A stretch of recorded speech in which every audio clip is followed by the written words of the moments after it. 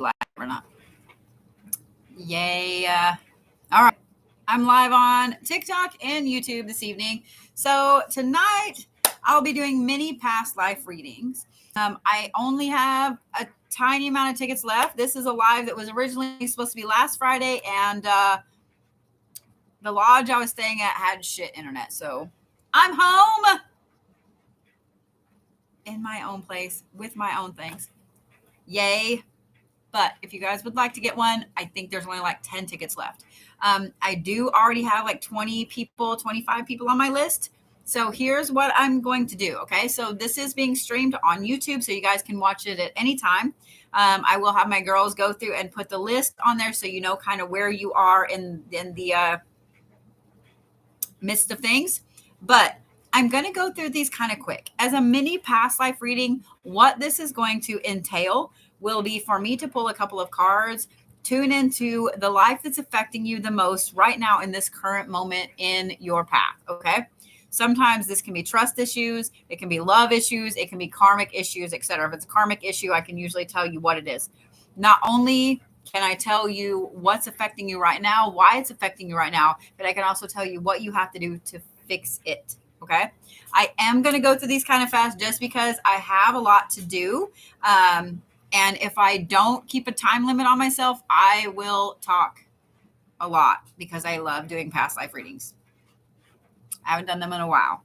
So I am glad that I have mods that can keep me on the thing.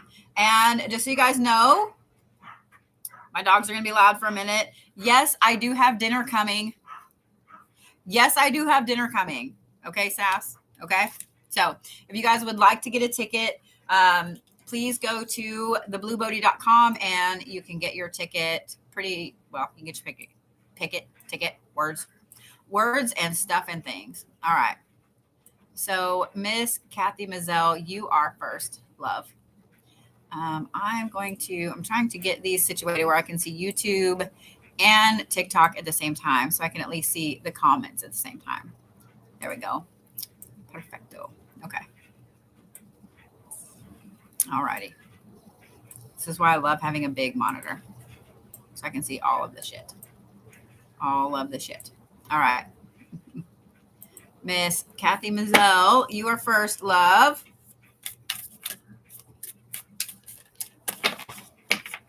So if you guys have a ticket or you get a ticket, make sure it's holding my deck the right way. You do not have to be here for this, okay?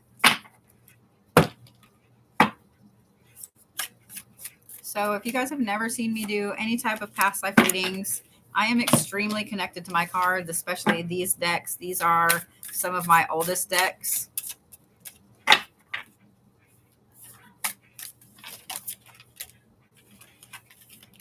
Interesting. This deck is also kind of being an ass tonight. I was trying to play with it a while ago. I love you. So Reiki is tomorrow night, guys. Ooh, Kathy. This keeps trying to pull. You know what? It is what it is. It keeps trying to pull 3 healing cards for this one. Okay, girl. All right.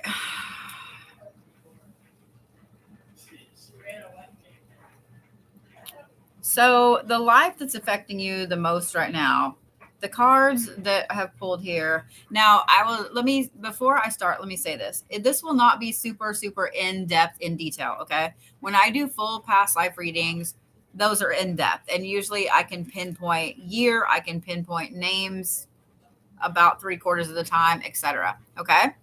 But, so yeah. I look weird on YouTube. I always look weird on my camera. Yeah, it looks like the light is right here in my face, even though it's not. And even when I move it up, it's still going to do it. I don't know why my camera does it. So it is what it is. Those of you guys on YouTube, it is what it is. You get to see me looking weird. So what I'm going to be doing with the mini ones is I'm going to kind of tell you about the life that's affecting you now.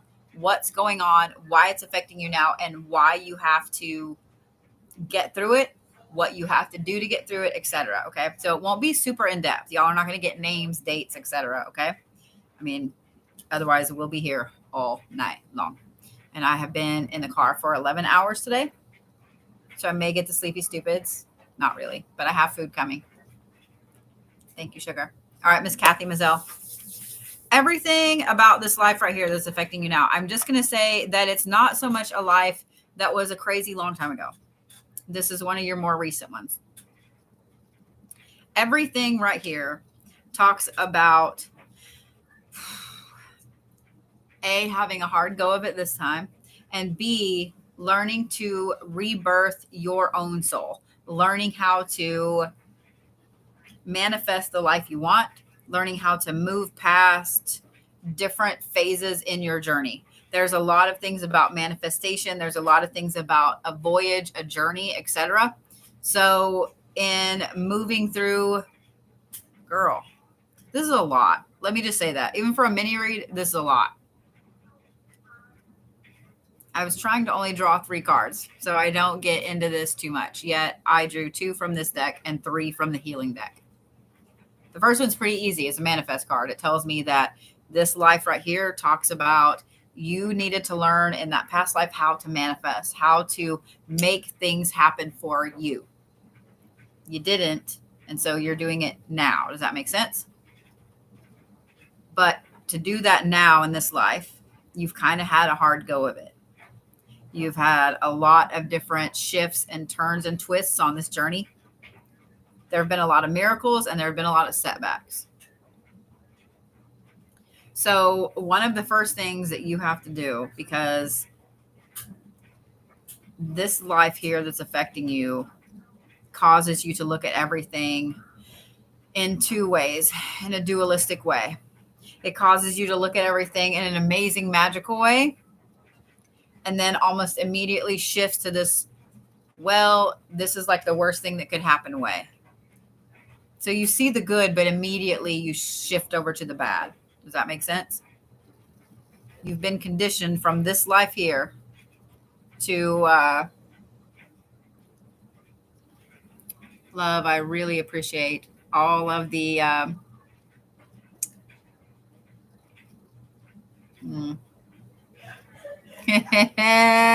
my mods got him before I got him. I was going to get him and I almost muted somebody else. I was like, that is not who I needed to mute. So I love you mods so fucking much. Y'all, okay, I'll get back to yours in just a second, Kathy, but I want to say something real quick. So as you guys know, I just got back from Vegas today. I was in California a couple of weeks ago and so on.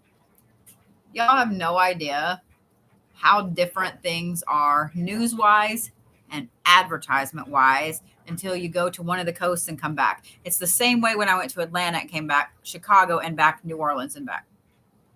Once you start getting to the Midwest, the billboards and the ads start to change. They change from a mix of everything to narrowed down really hardcore. It's almost sickening to watch, especially in hitting all 4 edges of the U.S. this year, north, south, east, and west. I've noticed the difference.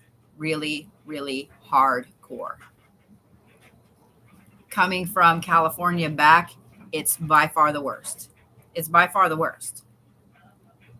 So I'm going to be a little sensitive with some of the drive-by Jesusers because I just can't with y'all. I just can't. I don't go around pushing my beliefs on other people. I teach them.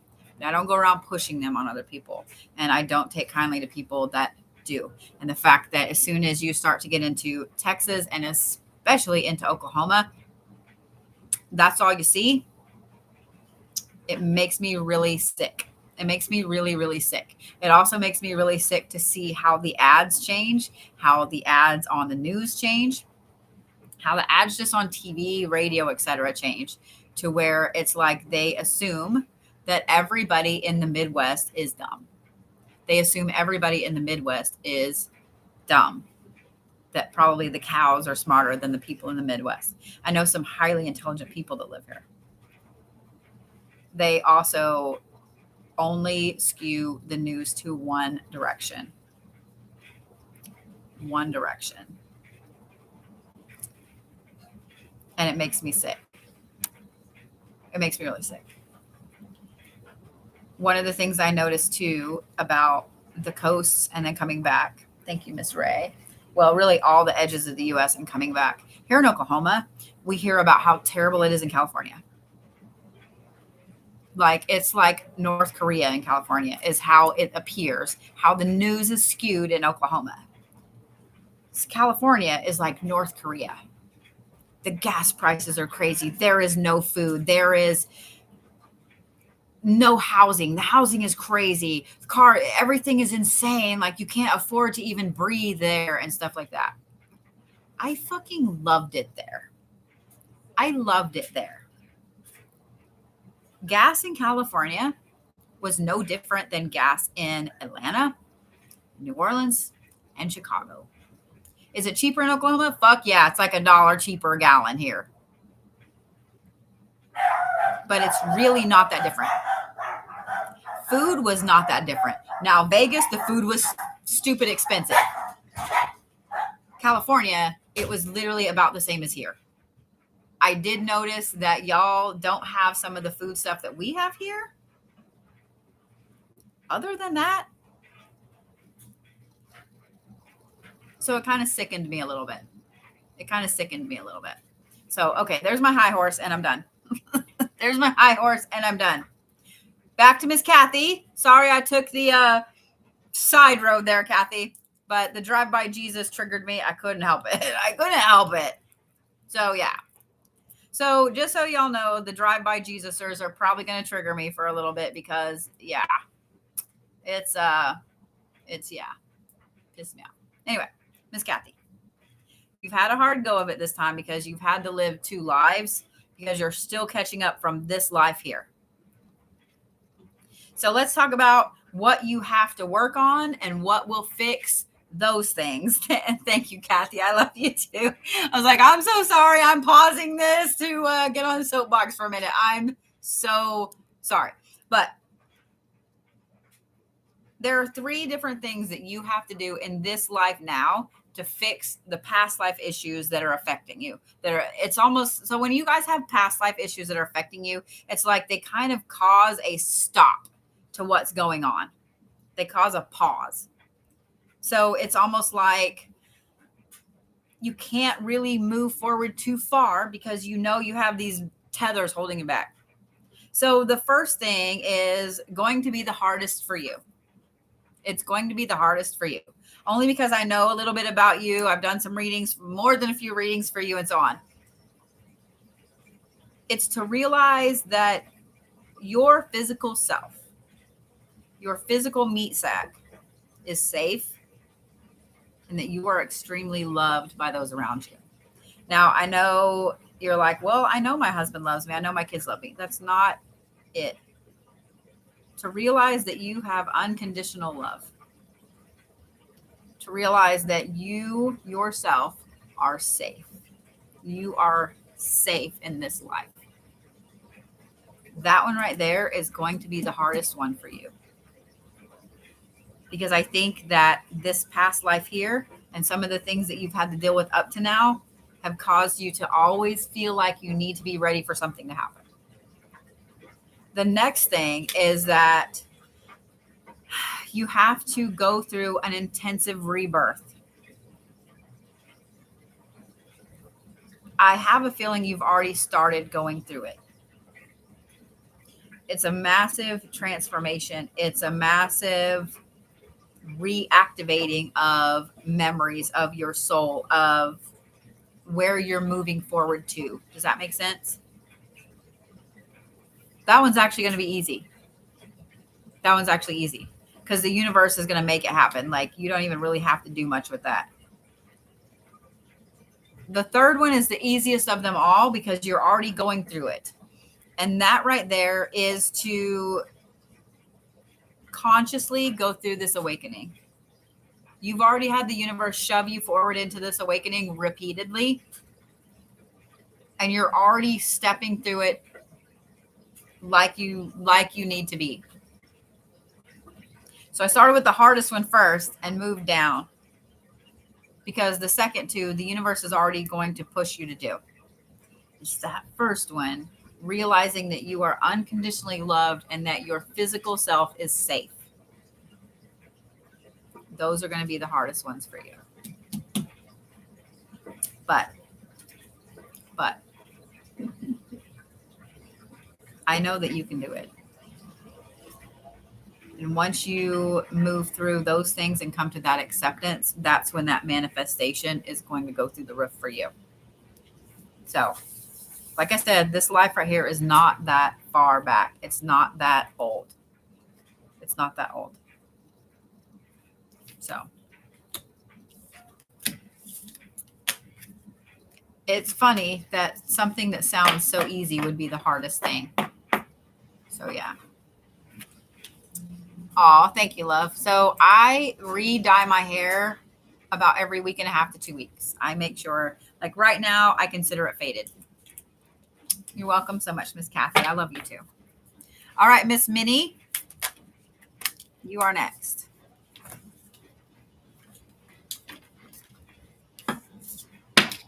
Yours. Okay.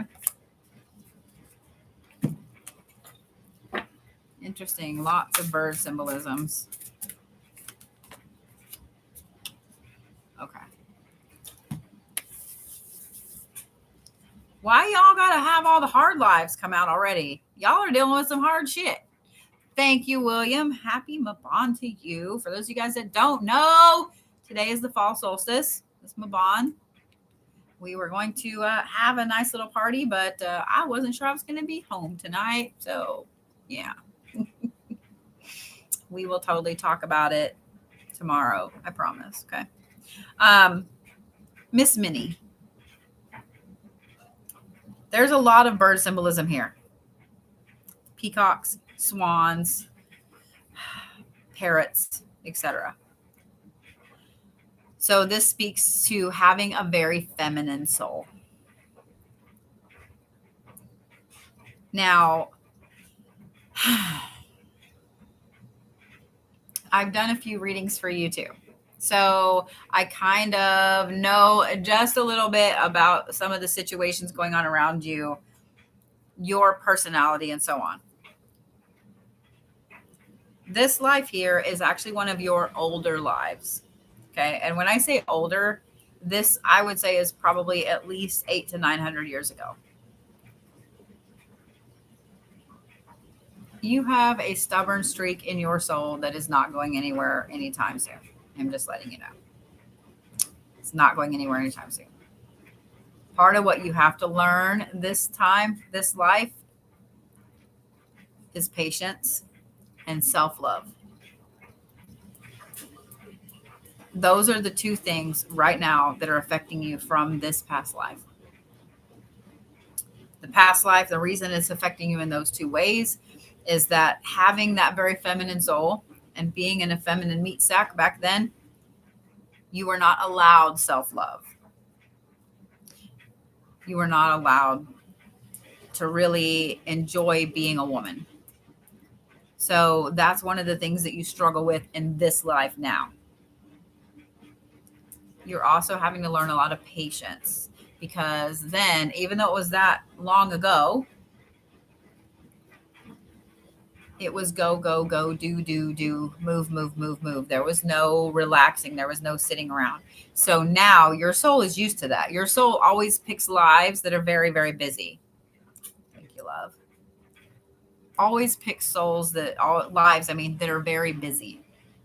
This one, however, you have the opportunity to actually relax. And so things right here are trying to teach you patience. Thank you, Miss Amy. They're trying to teach you patience. You have to find, this card came out sideways. You have to find a balance. Thank you, love. You have to find a balance between go, go, go and do nothing at all.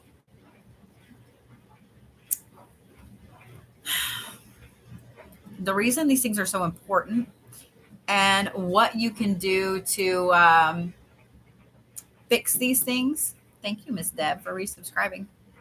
What you can do to fix these things is something that's going to be really, really tough for you. You have to let go of this deep inner guilt that you have and the fear that you're going to lose. And I just said lose. This is every way. Lose people, lose battles, lose jobs, lose in situations. Just this fear of loss. Thank you, love. Everybody has to deal with this loss. For some of us, it's much harder than others. But you also carry this guilt with you from this past life. Some of it, you've kind of gotten it from this life, it's compounded a little bit. But you have to let go of that and realize that these things that you carry this guilt for in no way is your fault. Wasn't your fault back then. It's not your fault now. And I want all of you guys to listen to that, whether you're getting a past life reading from me tonight or not. There are going to be things, maybe you see them in a movie, maybe you read a book, maybe you hear about somebody else's life or whatever, and it touches you in a really deep way. And at the same time, you have this weird pang of guilt in there and you don't know why it's there. More than likely, it's due to something in a past life. There are so many things, even in this life, that happen that are not your fault, but you carry the guilt for anyway. You have to let go of that guilt and that fear so you can move forward with everything, guys. I have a feeling that this is going to come up more than a few times tonight. I will say that this card also is a frequency, Miss Minnie. If you are a fan of solfeggio frequencies, 396 is a great one for letting go of guilt and fear. Okay. So, Antonio Mirabal. Did I say it right? I probably said it wrong, didn't I? If I murdered your name, please forgive me. Antonio, you're next, love. All right.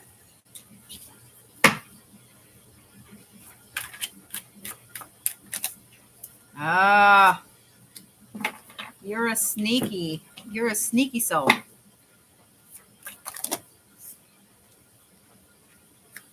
You're also a clumsy soul. Gotcha. When I say things like that, when I'm flipping the cards, guys, it's not anything personal. Okay. So don't take it like that. I can just tell how your soul is sometimes from the way that the cards draw.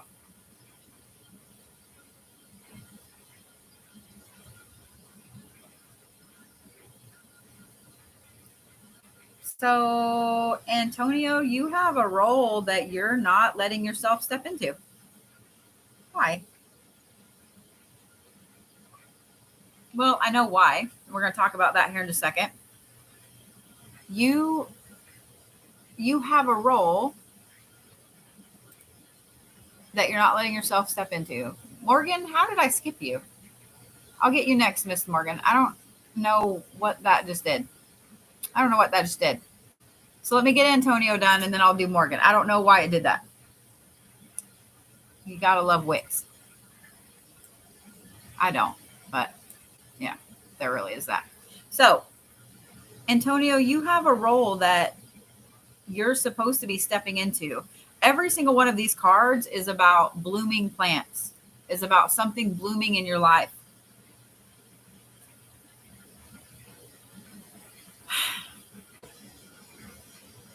This past life, this one speaks of is, thank you, love, is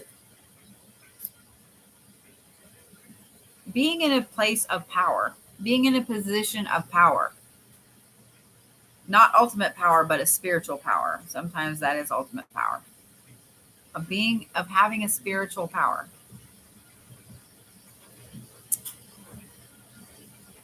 And fully reveling in it, but having that life cut short. So you didn't get to fulfill everything your soul needed to fulfill with that.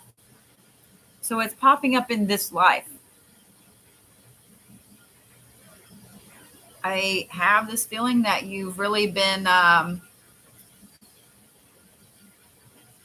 feeling the pull, feeling the call, feeling like you need to become this guide,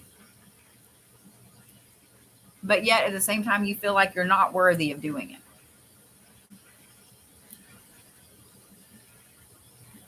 Love, you have an amazing innate wisdom in there that is being pulled from this past life.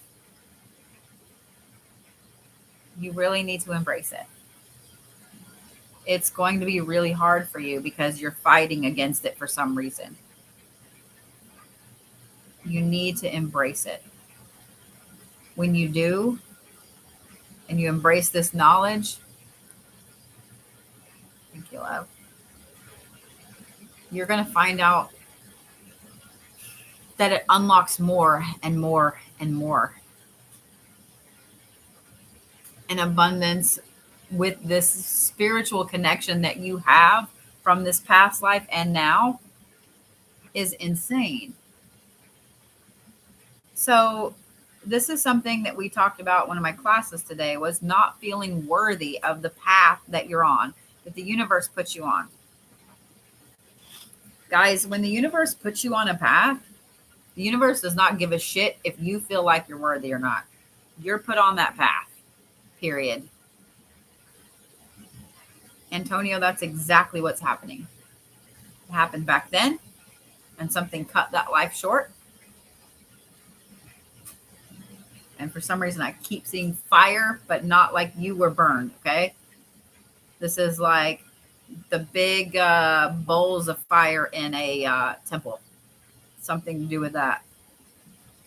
Thank you, Miss Raven. But it happened then and it's happening now. You're being put on this path for a reason, Antonio. You need to embrace it. Embrace the wisdom that comes out of your face when you don't realize that you knew that stuff, and you'll gain more and more and more of it. That abundance will also flow like wine.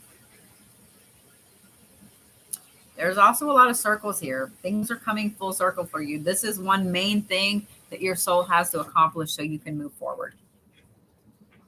So the longer that you fight this, the harder it's going to be to move forward. Does that make sense? Does that make sense? So Miss Tara, I see your message there. I don't know why it didn't pop your name up. But let me look and I'll get it refunded to you. Okay, love? I don't know why it did that. I was also on the road with my laptop, and sometimes my laptop doesn't show me everything when I refresh, but I refresh repeatedly. So I don't know why it did that, but I will get your money back to you, girl. Okay. I promise. All right, Miss Morgan. I don't know why it let me skip you. You are so welcome, sweet pea.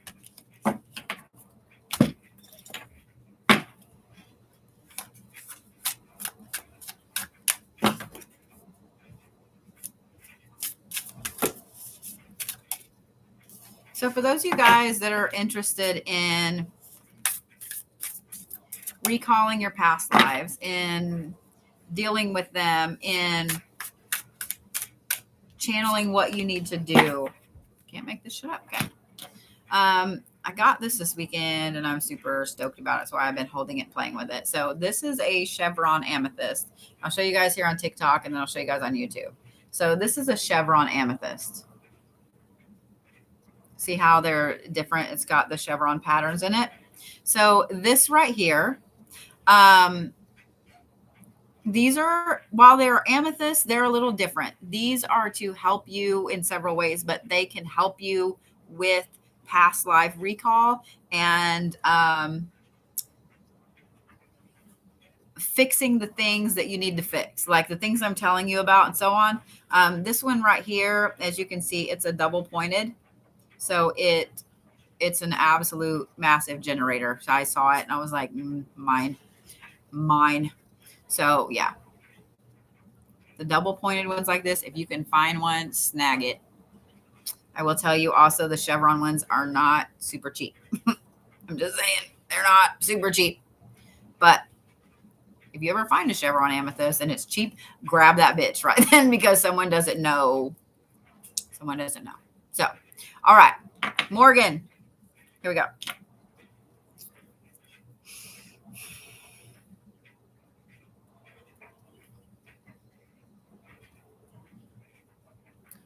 So this life that's affecting you the most right now, Morgan,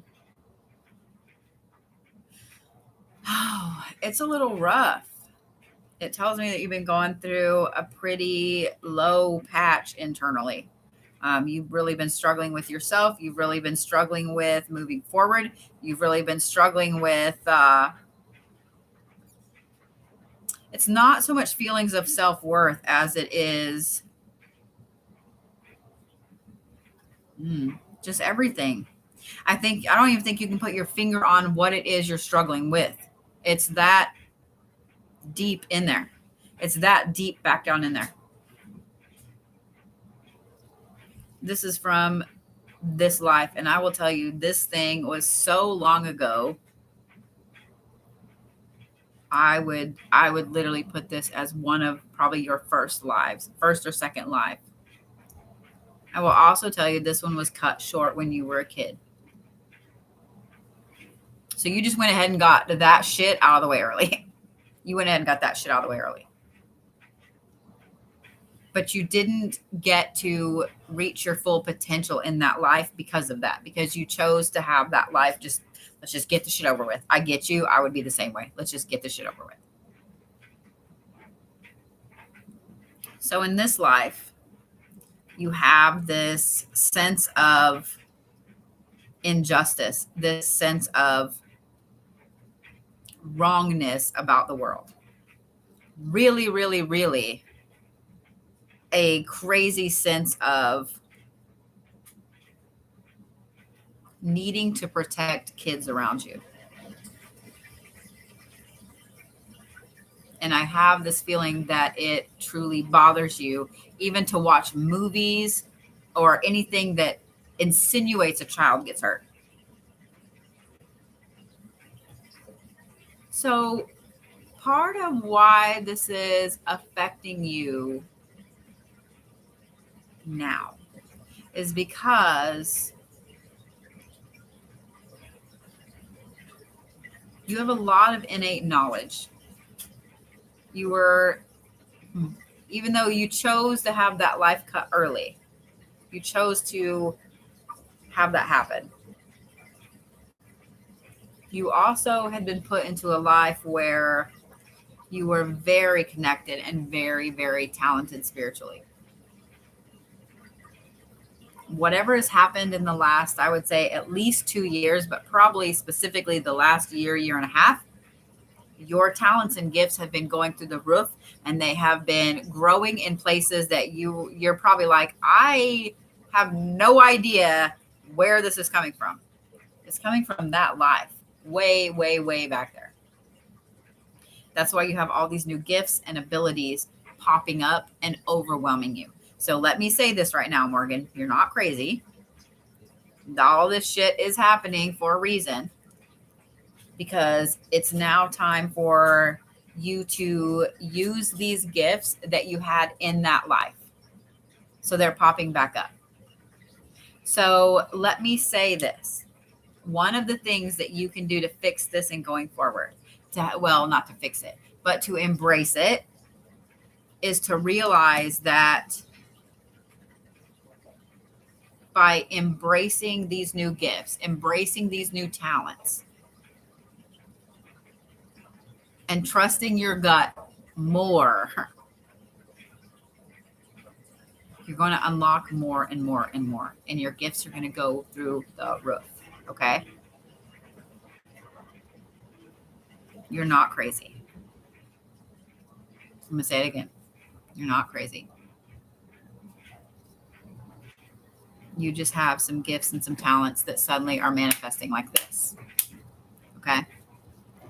They're hitting you hardcore, and I understand. It can be extremely overwhelming when that happens.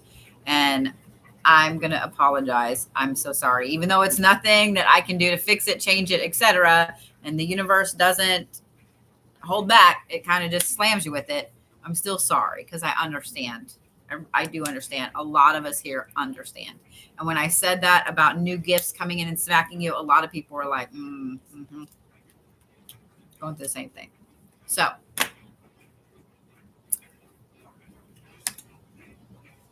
yeah,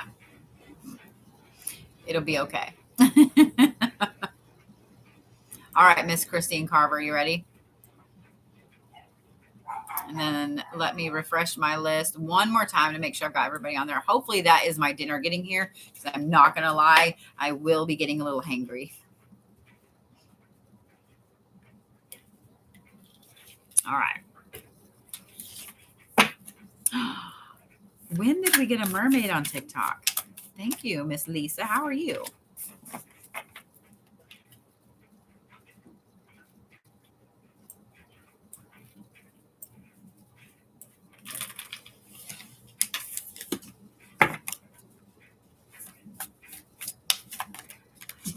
Sass, what are the eyeballs for? You are a mess and a half.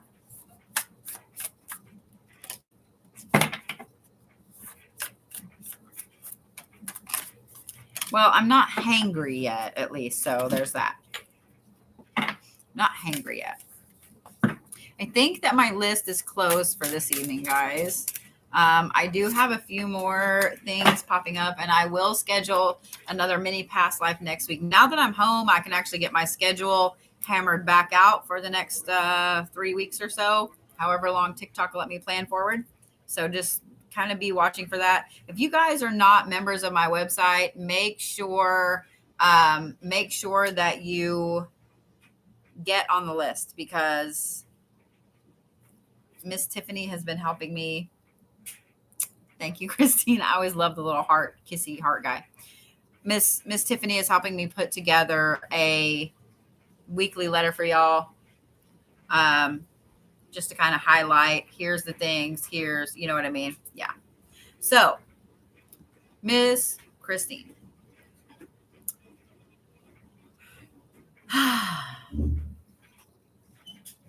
Is it the foods? It is the foods.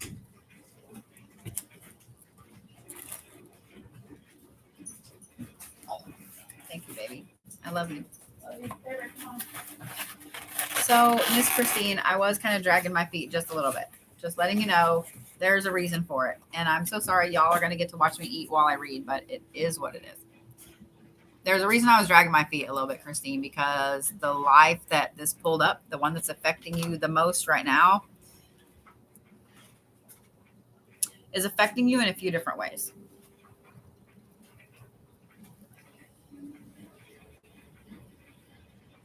This life wasn't crazy far back. I would say maybe 2 or 3 back from this one. Okay. The whole life was filled with you losing every single thing that you worked for and you loved. It literally was destruction. Everybody, every soul has a life like this where you have to go through losing everyone close to you, everyone that you care about, all the things you care about, like literally loss, everything. And it fucking sucks. That's what this life here was. Okay? This is why you have this almost innate depression that you can't understand why you have it, because there's no reason for it and there's no explanation of it. Does that make sense? It's depression, but it's not. Does that make sense? It's also why things can be going as amazing as they ever could go. You could look around and everybody you love is in the room and you guys are celebrating and it's holidays and everybody's happy, and still be waiting, expecting something to swoop in and take everything from you. Like you're just waiting for it. It's because of this past life. it affected your soul on such a deep level that those two things are two things that you're fighting understanding and you're fighting getting past. I will say the one thing I want to show you on these two cards, there are yellow circles here. Yellow is happiness, and circles mean it's coming full circle. Okay. Patience is something you already learned in that life. Because even though you lost everything and everyone, you lived a pretty long time. In this life now that you're in,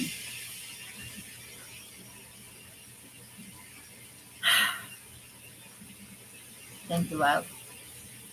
There's a lot of miracles that have happened. There's a ton of transformation that still needs to happen with you, Christine. You're scared to let it happen because you're worried that you're going to lose the things you've already gained. You're going to lose the miracles that have already come your way.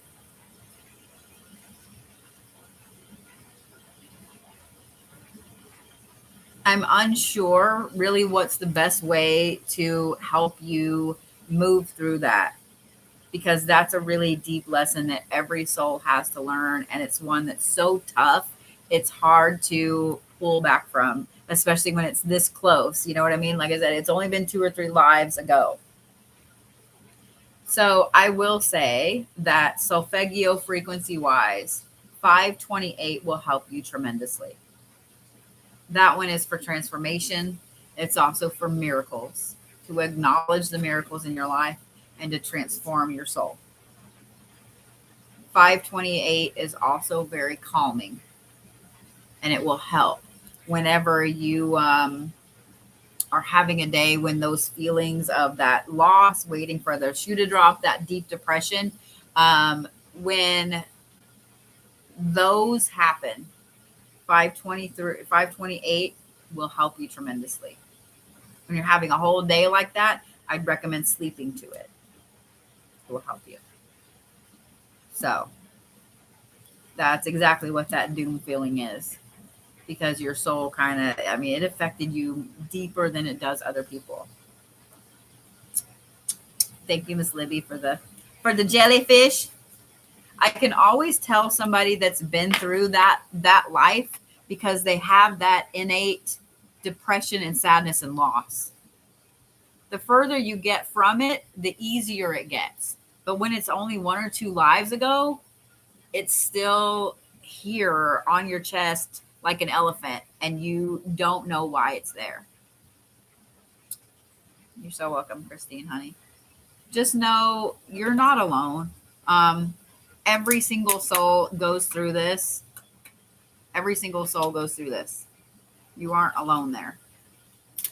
So yeah, it's why I will say, in my personal opinion, and I did get nachos, or dips and chips and dip words.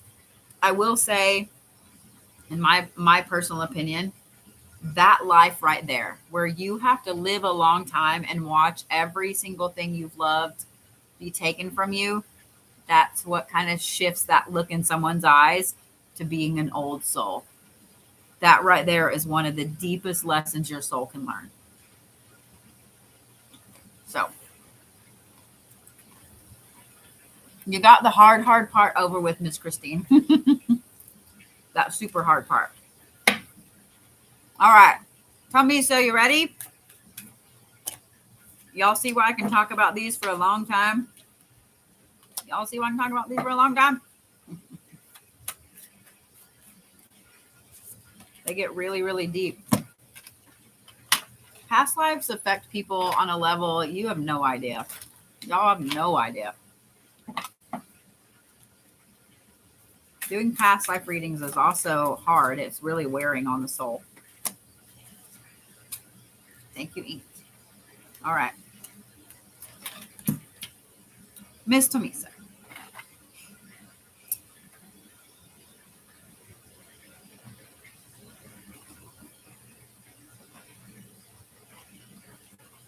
Is Miss Daphne still here? I just realized I saw her pop in.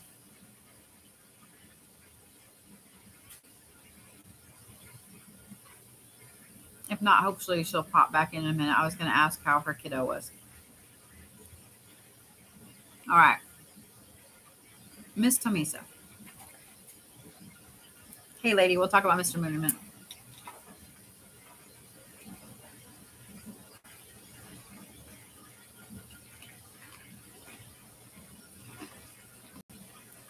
So I'm curious, Miss Tamisa. This life right here,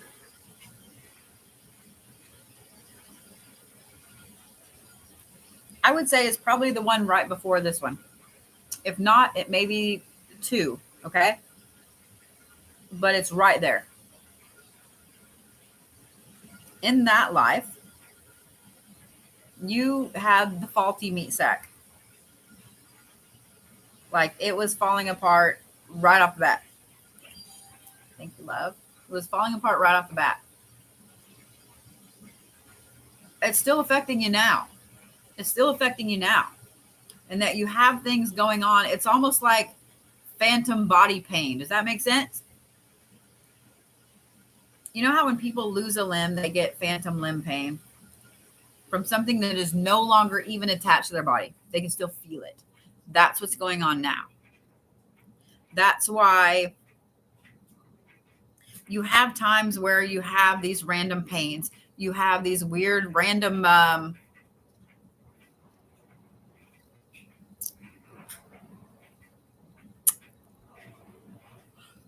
random issues that happen. I'm trying to think of the best way to say it. And you go to the doctor and you're like, I have this pain here. They run all the tests and you're fine, but you're like, it still hurts like a motherfucker. Like, what is going on? This is a residual from this. It's residual from this.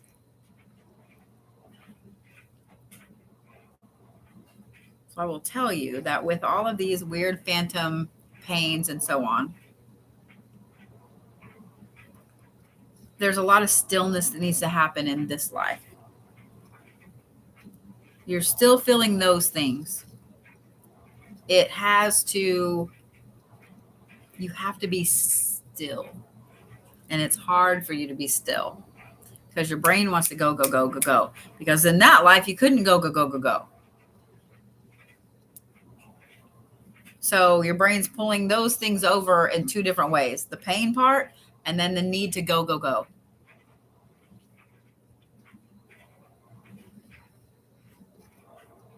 You've got to learn to tap into the knowledge that you learned in that life. Because in going through all those illnesses and going through all those sicknesses and all the pain, you gain a very interesting knowledge. A very interesting knowledge. Because you have to spend a lot of time being still. A lot of time thinking and processing and knowing. So, what I would say, Miss Tamisa, is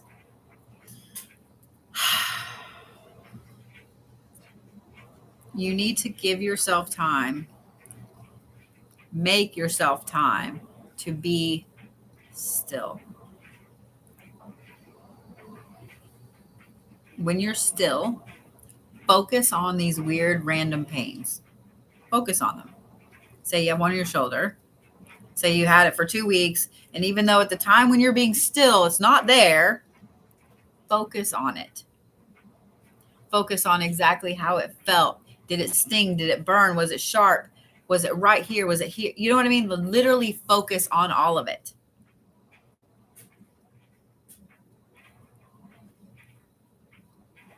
Pay attention to what you see when you've got your eyes closed while you're focusing on it. Pay attention to the things that suddenly you're pop in your head.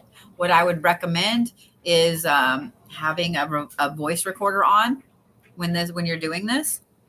Say every single thing that pops into your head. Period.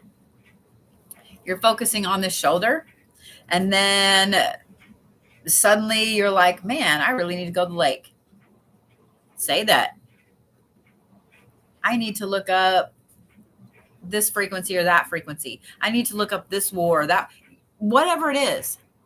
say it, and then go through and look it up, because this right here, and I keep doing this because I'm talking about that example, that's where a lot of this knowledge is programmed into your meat sack. So it's going to be interesting, and it'll help you process through some of those ouchies that are there, residual ouchies that are there. So yeah. And I just stuck my whole thumb in queso. Yeah. All right, Miss Amelia, ready? So I do Reiki every Sunday and Thursday night. I will try to do some this weekend as well. But yeah. I've been feeling like I need to have a week where I do it almost every single day. I just haven't had a chance to yet. So you're awesome, Moon.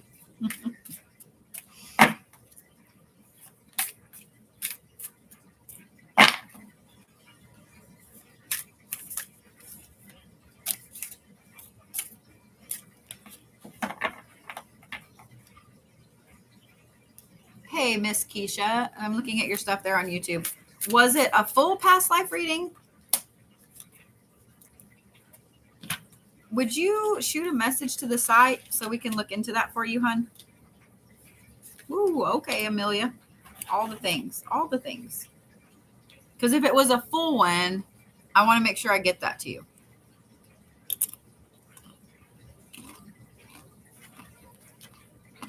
Trying not to be rude.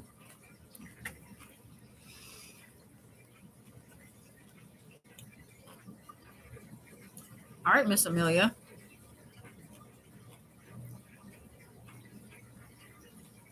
So,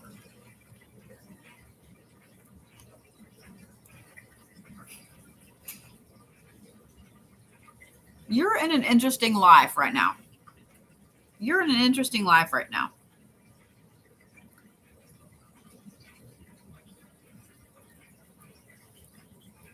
You just went through an intense period of purification. Mentally, physically, emotionally, all the ways. You went through it between the last life and this one. And that really affected your soul on a deep level. So this is kind of an interesting past life read, because it's really an in-between life read. When we pass away, we kind of have this debrief mode where we learn, okay, here's all the things you learned, here's all the things you didn't learn, here's all the things that you still need to do, etc. And then you're a spirit guide for someone else, and you have things you have to learn, and you have things that you have to guide them to learn. With that,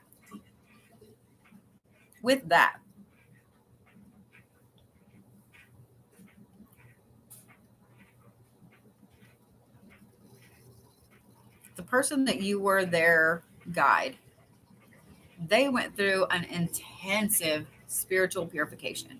So technically, so did you. It affected you really deeply. It's affected you in this life as well, and that you have actually put yourself through several spiritual purifications. I would also bet that you do a lot of body detoxes, that you feel like you need to do these things, etc. Thank you, Dee. So yours is a little bit different.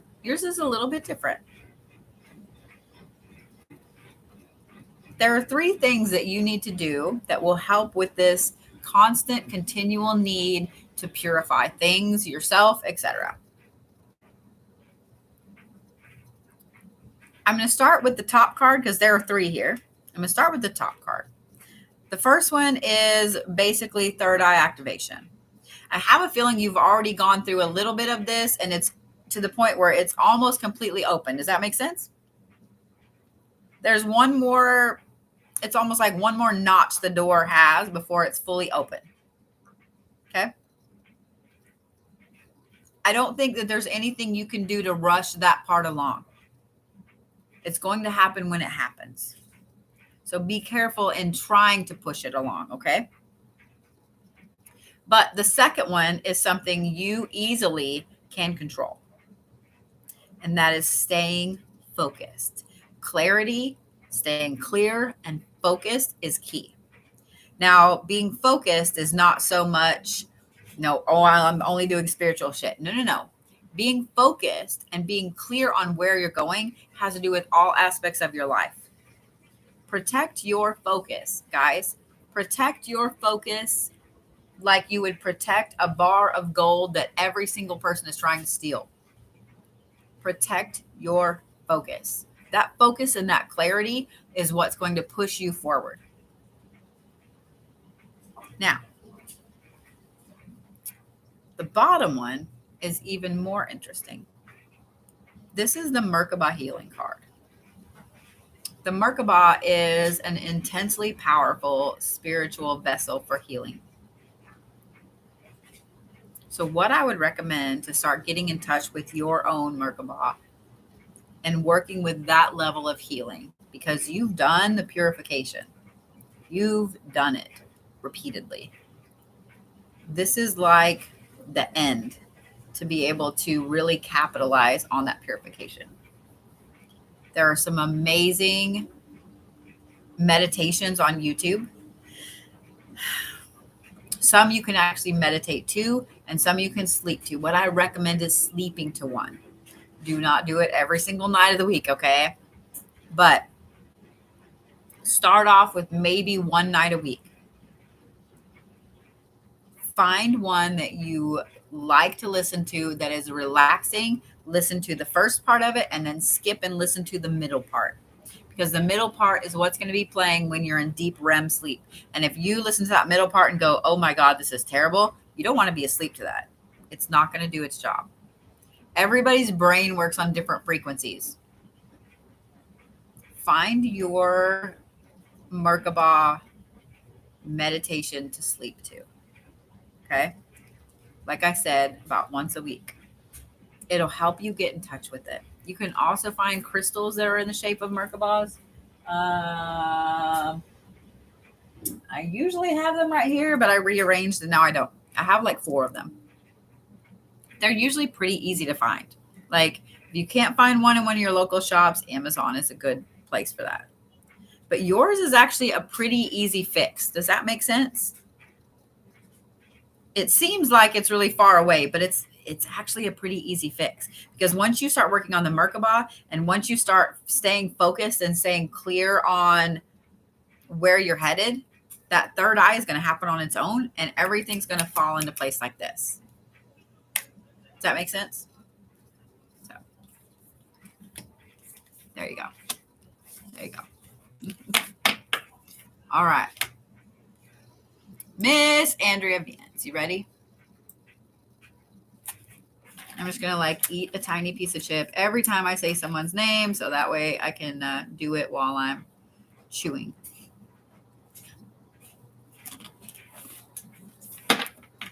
Food makes me happy, y'all. You have no idea.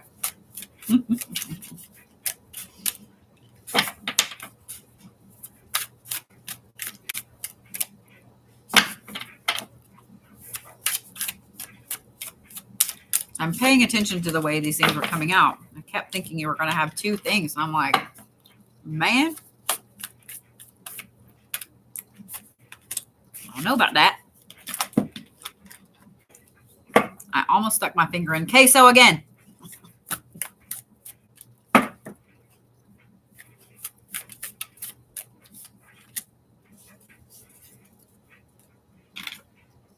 Well, the good thing about this one is it's pretty straightforward.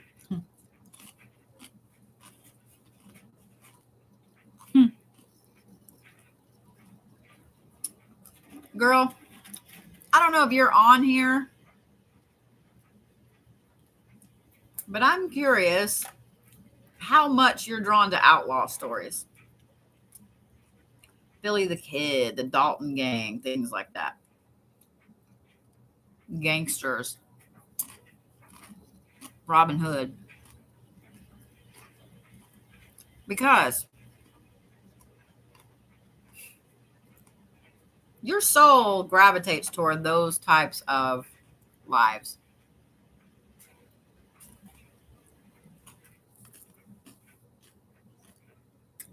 And that's what's affecting you right now.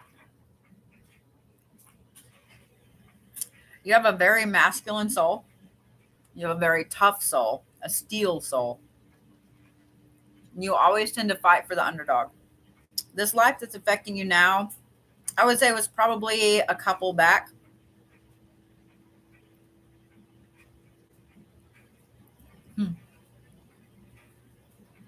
And you absolutely lived kind of that outlaw life like that. I would say that this one was probably around the turn of the century, like 18 to 1900.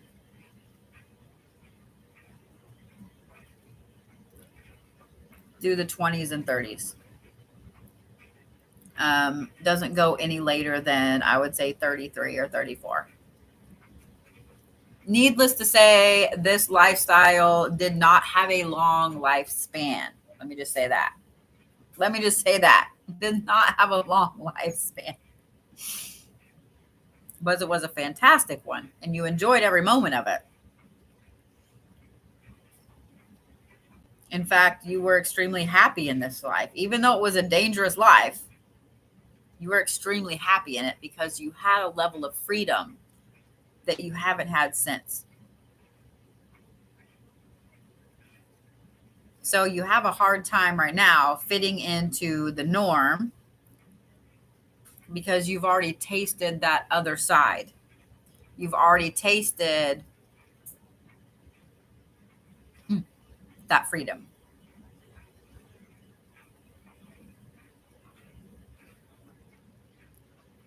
It's what makes the inner part of you happy. So yours is almost a very easy fix as well. First,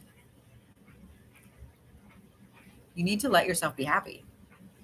For some reason, you have a blockage in allowing yourself to be happy.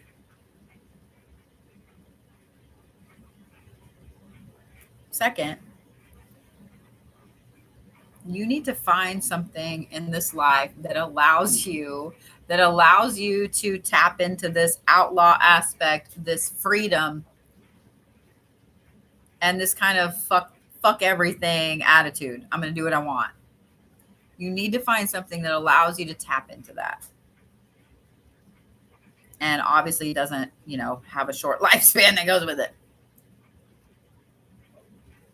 Because in finding something like that,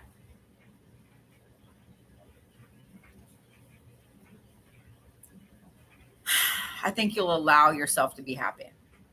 So, as far as acknowledging this inner child aspect with this Robin Hood lifestyle, there's a few different things. And you can choose which one or all of them, either way. First of all, I'm going to say that, the Prohibition era, gangster movies, etc., and, outlaw movies, etc., are going to be good therapy for you. Literally, they're going to be good therapy for you. I'll answer the braid question here in just a minute. I would also recommend, I'm trying to think of what they would be under on YouTube.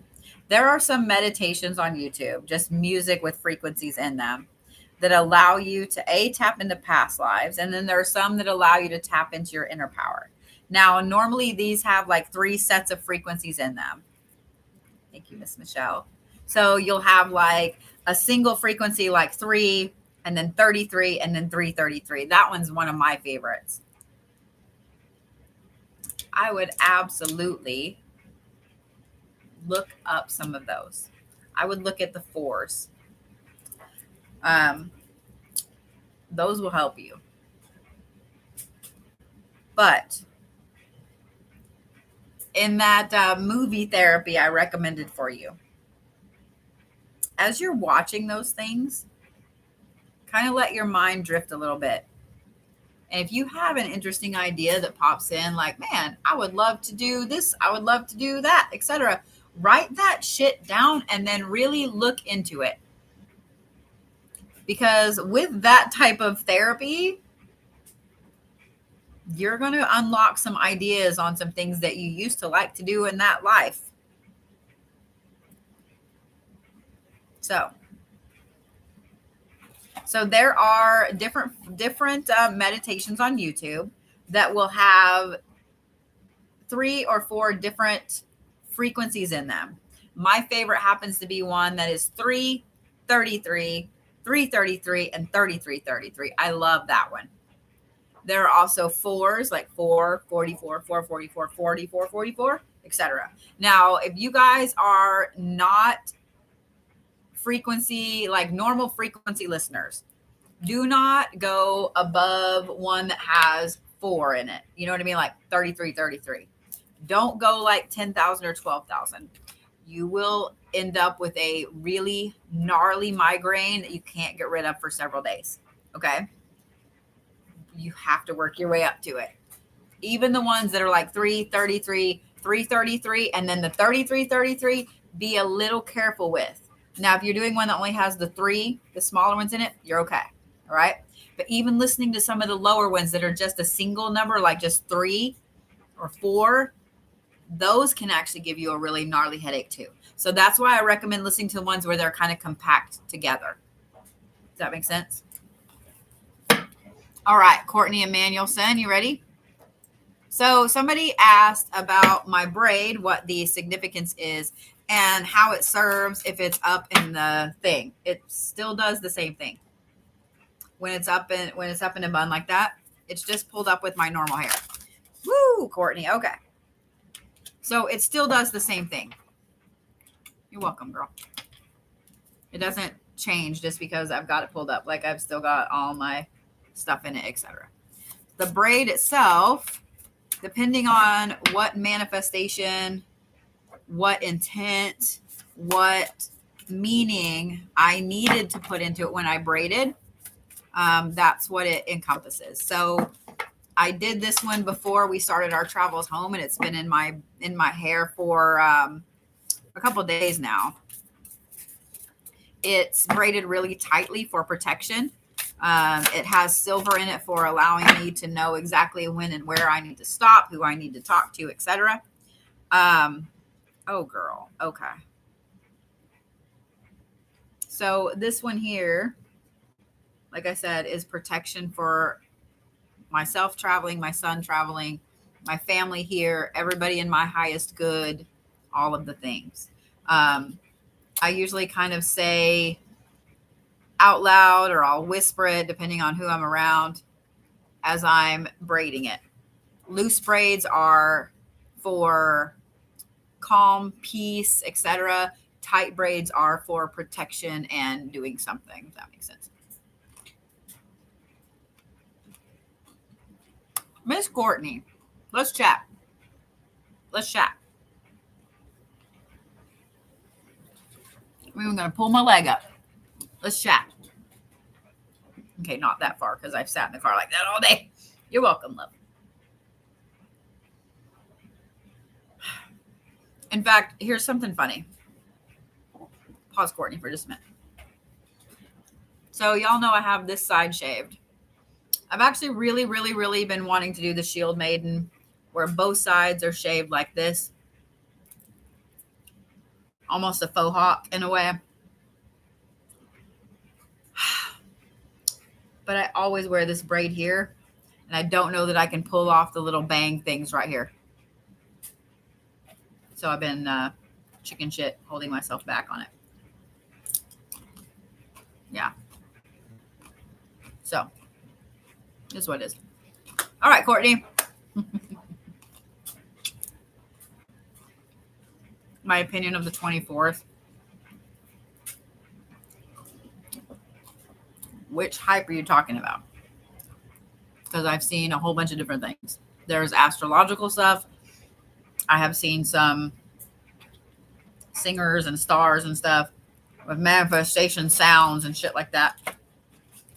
Guys, anything will work if you put your mind to it.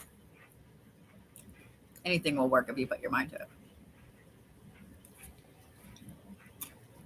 Yeah.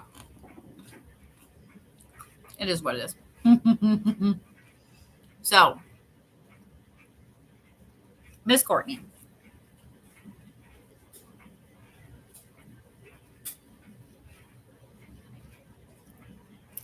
I'm just going to explain this life because it's hard to explain how you're feeling and why you're feeling that way. Okay? So, the life that's affecting you the most right now was pretty far back. I would say probably 300 to 400 AD. You had a life that was technically a vacation life where you had a royal position handed to you. You had everything that you could want handed to you. And you gave it up. You walked away from it. You did it for a good reason, but it's affecting you now in that you're like, I feel like I should have all these things. I feel like I should have all these things. I feel like I should have way more than I do right now. I feel like I'm entitled to more than I do that I have right now. And you're angry, but you're angry at yourself too at the same time. And you don't know why. Sweet Pea, you have to forgive yourself for walking away from this, for letting this go, because it was something your soul had to learn. Your soul is still mad about it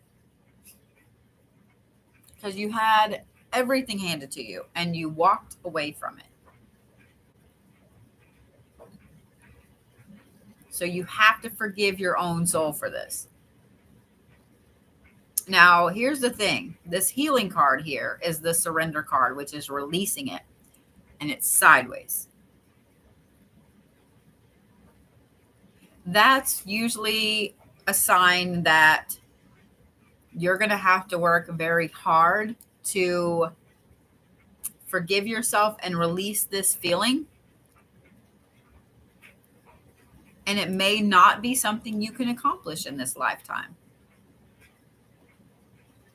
It just may not.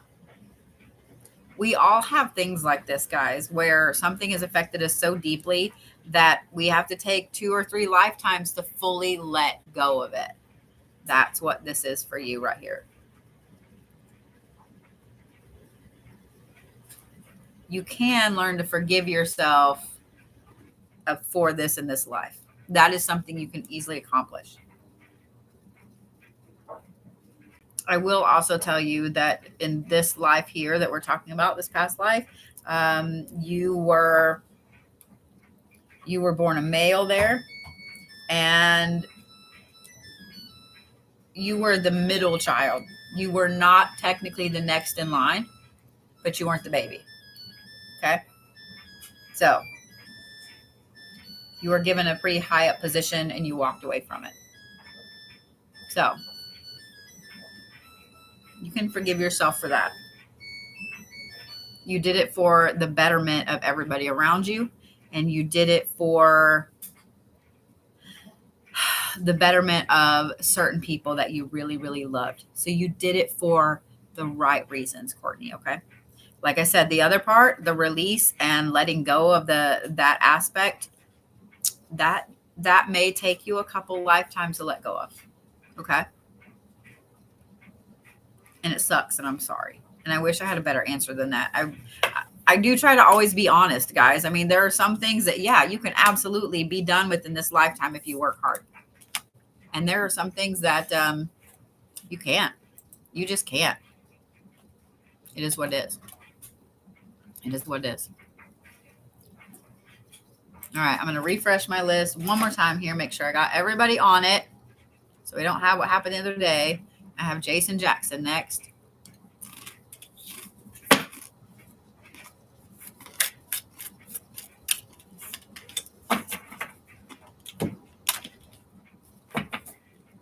Mm-hmm. Okay.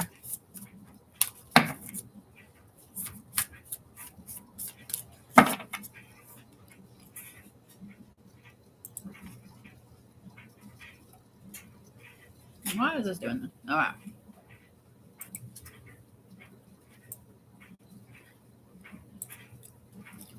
Jason, Jason, Jason.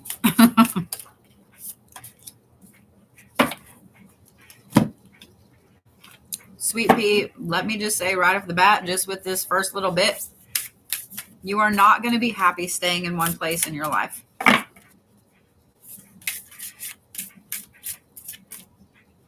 You are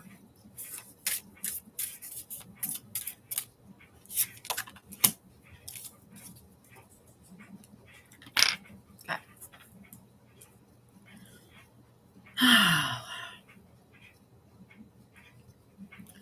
You kind of have a traveler soul. You have a seeker soul, love.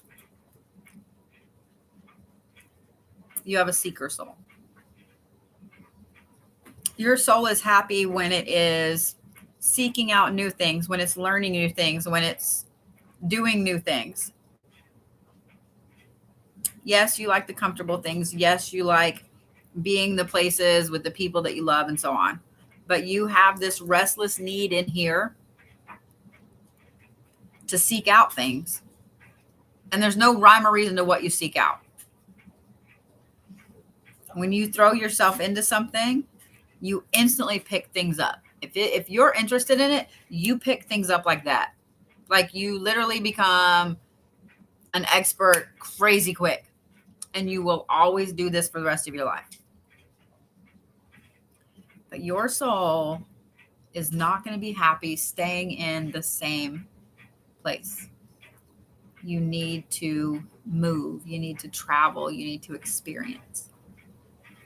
This life that's affecting you right now has affected you I would say the last 10 lives. You have been trying to experience every part of the world in these last 10 lives. I would say this one was easily around 1 to 200 AD. And this is one, the imagery that I see as I'm reading these cards, there's a lot of water. There's a lot of ships. There's a lot of movement. There's a lot of unknown and excitement at the same time. What's funny too is that the only cards that I'm using tonight that have a number, the number's 42. What's funny about that is A, it's my favorite number, but B, if you guys are not familiar with The Hitchhiker's Guide to the Galaxy, I highly recommend watching it. It's a great, funny movie. But in it, they finally get to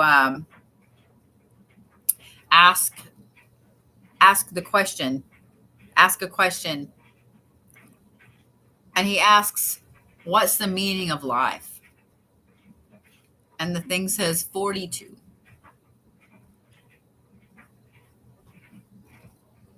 What's funny is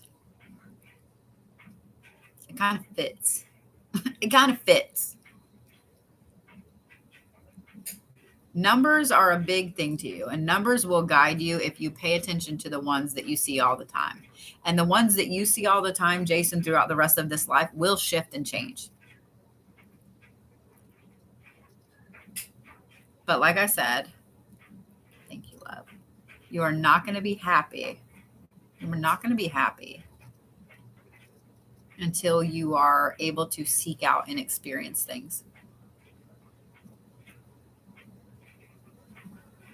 And I have a feeling that that's going to be hard for you because you really like where you are. You like the souls that you're around and so on. But it's also why you're constantly leery of everybody. It's why you're constantly watching everybody. It's why you're constantly paying attention. What was that? That's weird. Why is my computer making weird noises? Okay. Nothing is popping up. So I'm like, okay. Weird.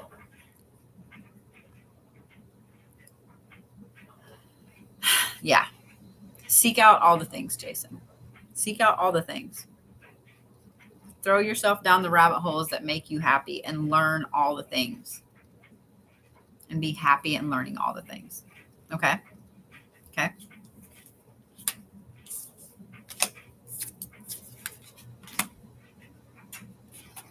All right, Miss Danielle Jackson. Let's see here. I'm not quite halfway through, guys, so we're going to be here a little bit. I'm trying to speed it up. I'm trying. It's hard.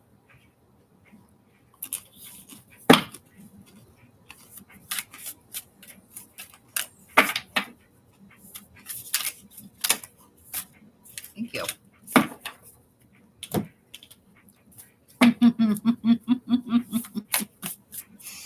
I can't help but giggle with some of you guys that I know that I've done readings for, and I'm seeing some of these things that are affecting you now pop up, and I'm like, yep, I already knew that. I already knew that.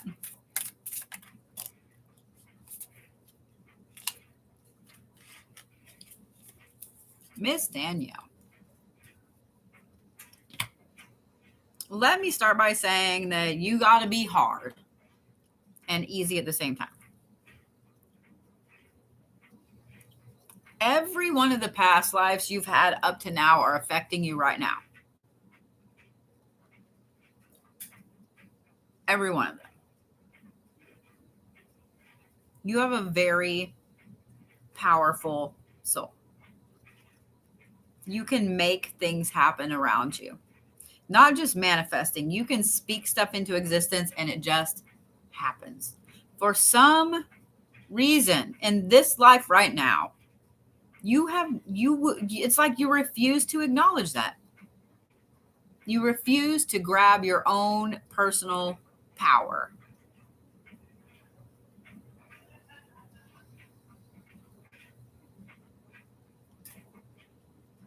I'm going to let you in on a little secret.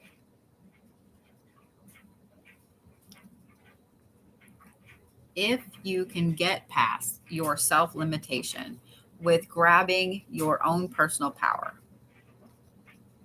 and hitting your true state of being in this life, this will be your last time around.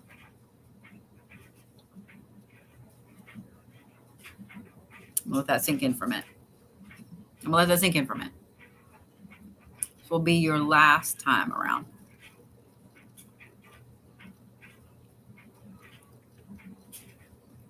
Now, I know you're like, how do I do that? How do I do that? First of all, you need to stop doubting yourself. And that's going to take a bit, and I understand. Sometimes our last life is the hardest one because it is a life where we have to let go of self-limitations. And we're programmed to put those bad boys in place. You have to let go of this self-belief that you're not powerful, that you don't know what you're doing, you're not on the right path, whatever. You can be on whatever path you want to be on. Period. Usually, I don't recommend this frequency right here for people that don't listen to a lot of frequencies, because it is the higher of the Solfeggio frequencies. It's 963. It can give you a headache. However, in your case, I have a feeling that it will unlock some things and allow you to embrace your personal power a little stronger. 963 will bring you to your true state of being, guys. Now, if you listen to it a little bit and you don't, get a headache, then yes, you can absolutely listen to it longer. But just listening to it a little bit here and there will help unlock this personal power. So, Danielle, you have a complicated one, but a simple one at the same time. Because you need to allow yourself to be the powerful ass, badass motherfucker that you are. And for some reason, you hold yourself back. If you learn to tap into that power, this will be your last time around. Okay? So it's up to you. And I know it's like some people are like, God, that's a lot of pressure. It is and it isn't. You know what I mean? It is and it isn't. All right, Miss Shannon Sprague. Queso in the face, cards on the table. Yeah. That ought to be a shirt, yeah?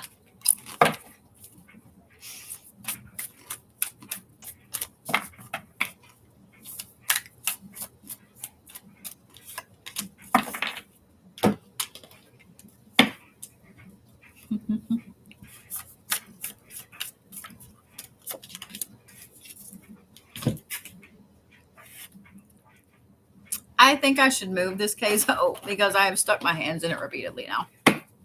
Not that that's a bad thing.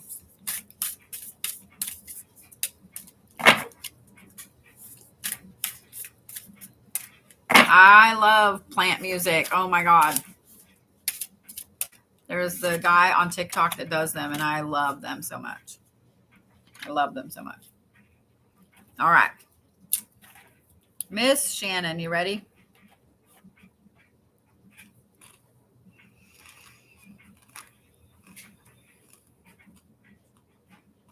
So let me say that you have a very feminine soul, but you also have a really strong fighter soul. You tend to buck authority at any level.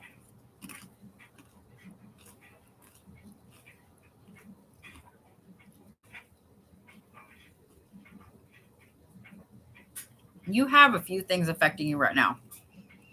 For some reason, about your fourth life back from this one, you kind of just shucked off learning anything. You kind of were just like, I don't want to do any of that. I'm just going to sit right here. Not going to do shit. You know what I mean? Yeah. Ooh, my Cobra sticker. No. Stay over there.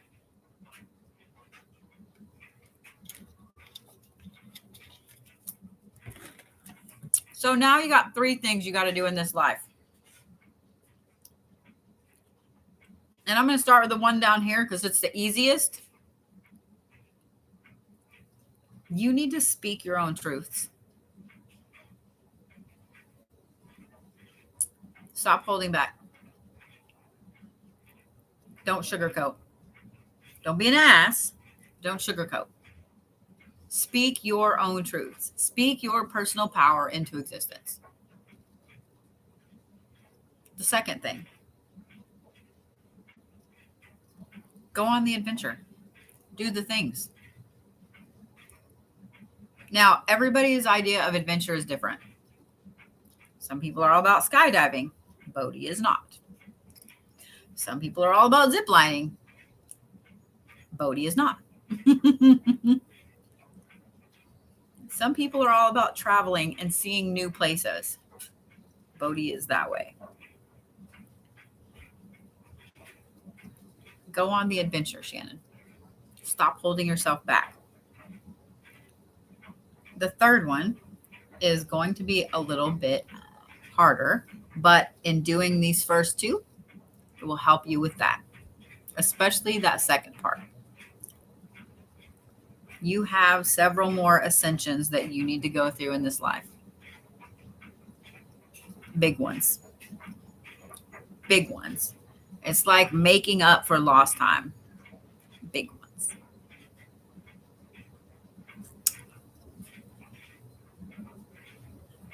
That's what's affecting you the most right now. You just had that life where you were like, you know what? Fuck this. I'm going to do this. And so now, right now, it's like, okay, the universe is saying you're running out of time. Like, you got to do all this shit. Sorry. Please don't shoot the messenger. Please don't shoot the messenger. I got to speed it up a little bit so I can get to all y'all. All y'all. All right, Miss Michelle Elms, you ready? Queso in the face. Cards on the deck.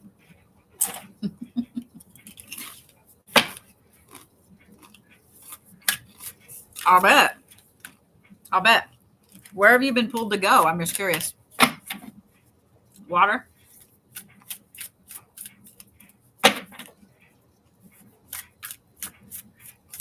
Hey, Zion. If you kind of watch my schedule, love, or if you make sure that you're a member of my site, you'll get notifications of when I've got another one. All over. That's funny. I'm not doing that many, man.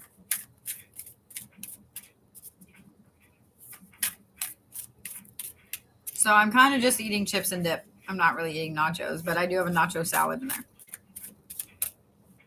I was craving bueno like nobody's business tonight.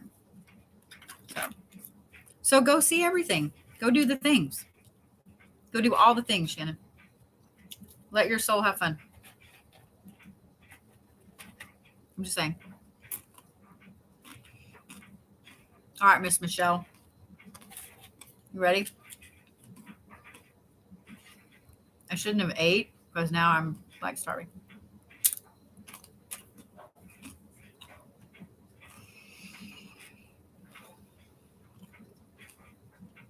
Okay. This one's going to be fun to try to explain. Miss Michelle.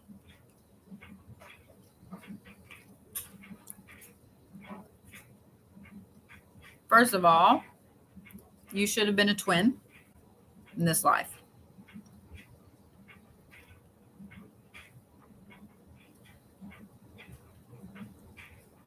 Second, this is not quite past life, but this is what's popping up, okay? That twin is still here and guides you with all kinds of stuff. That twin is also a little honoring. Just letting you know.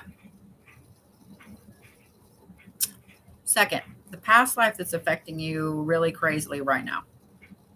You and this other soul that should have been your twin. Y'all revolve around each other in every life. This is more than a soul bond. It's always a sibling or best friend bond. Okay? Like y'all are almost always twin souls in every life. Not twin flames, twin souls. You always find each other very, very early in life. And you always stay together. So this is a life that you had to experience not having that soul here. They will also have a life where they experience not having you here. You will be their guide. Now, the life that's affecting you the most, I would say, is probably 2 before this one. Maybe 3, because you tend to take pauses, pretty long pauses in between your lives. This one has a very native feel, but it's not America. I don't know if it is South America or, why am I saying it that way? South America or around the Mediterranean, but it's one of those two. You have such a strong ancestor pull from that life and from, like, it's pulled onto this one. It's insane. In that life in particular, it's like you had this interesting lineage of not shamanism, but being like a leader, an elder, is, if that makes sense. Being an elder. So you're kind of feeling that pull now, but you don't know how to grab it. Part of it is there's a lot of truths that you've realized about yourself lately, and you haven't given yourself the freedom to really explore them, understand them. Does that make sense?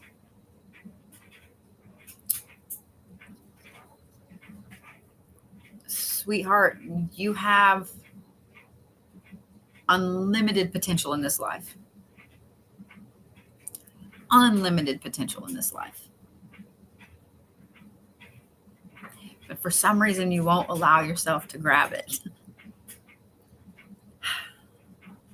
What's really interesting is that this card right here has a frequency on it as well. It's to reconnect relationships to self and others. This is 639 is the frequency. I'm going to highly recommend that you find something to listen to with that. Not only will it help you connect with those ancestors I talked about, it will help you connect with this twin soul. Now, again, I'm going to warn you because this twin soul is ornery as shit. But it will help you connect also to yourself. So yours is kind of an easy fix. 639. Yours is kind of an easy fix, believe it or not. Now, it's not going to be just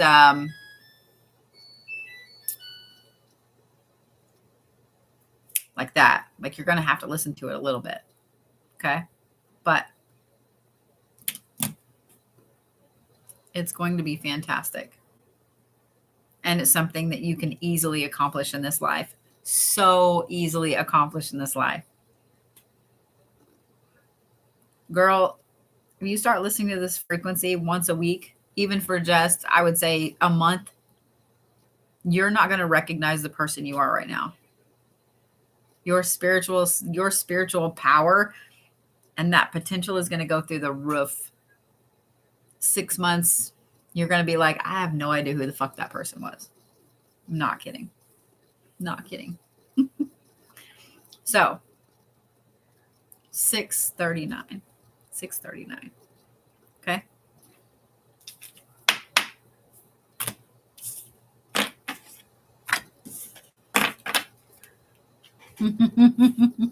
Yeah, that was my dryer going off. So, yeah. I have to make my bed before I can go to bed in my own bed tonight. But that's okay, right? You're welcome, love. All right. Happy Lindbergh. I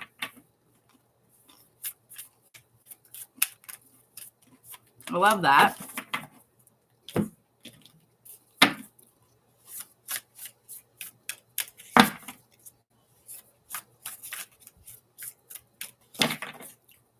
So I don't know if Tamisa is here or not. Because I already did one for her, so I don't know if she knows that she bought 2 tickets.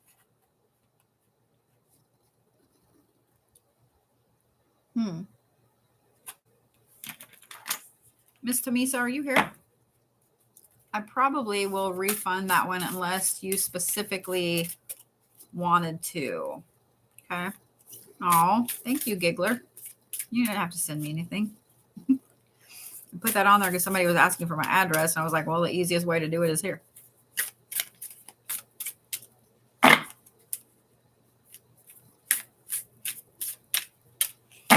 Really, I would just like 1 card. Or 2. We'll take 2. We'll take 2. All right. Thank you, love. I appreciate the compliments about my hair. All right. Ready, happy?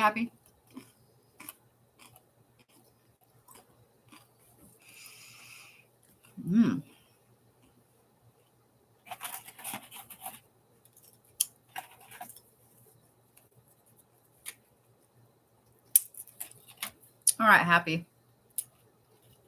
Here's the thing.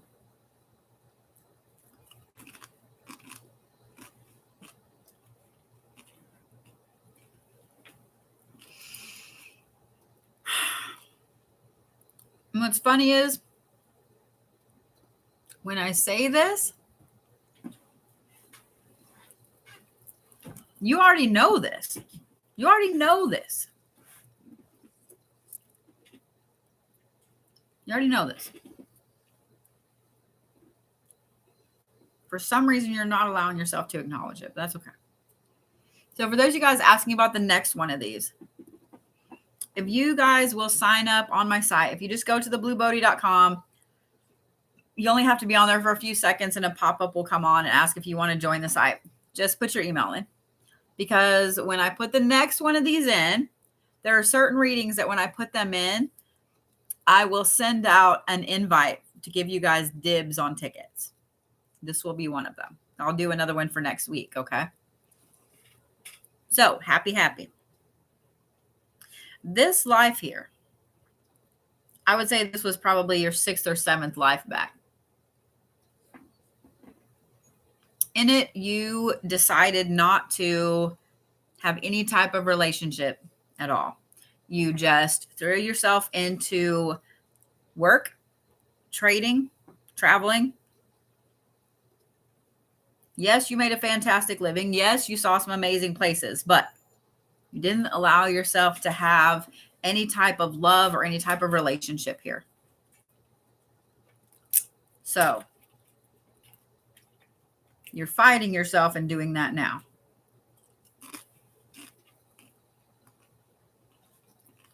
You keep catching yourself in any kind of relationship, friends, lovers, etc., family. You self-sabotage a lot. This is something your soul has to clear. It has to get over. Because you equate abundance and prosperity with material things and not these other things. Physical, emotional, mental, spiritual. You've got to allow yourself to have an abundance of love and kindness and friendship in this life. It's the yin to the yang. You've already had the yang part. You've already had the material, the focus just on that, not getting anything else. You need the yin part now, the love, the peace, the calm. So here's the thing. If you allow this to happen, if you allow yourself to have this love and calm and peace, it kind of completes the diamond.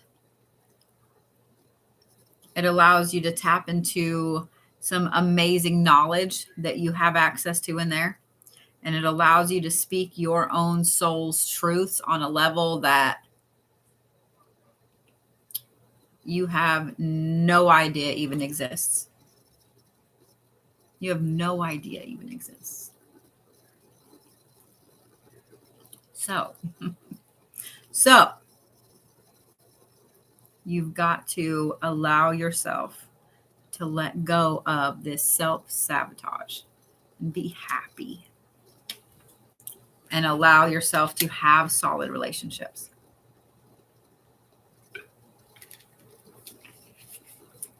Okay. I'm going to have to speed it up just a little bit. I can't help it. So you guys, what's interesting about this, and part of this is because I bit my tongue, but part of this is because I have channeled and I have done things for so long. Past life readings, when I do them, once I tap in, the cards are just anchors to that life.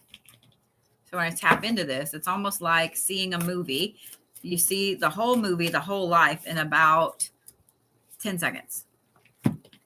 When I do a full past life reading, I have to tap into that. There are parts of it that glow. Is the only way I can explain it. I'm not doing that many, man. There are parts of it that glow, and those are important parts. I guess I am doing that many because I just got told I was doing that many.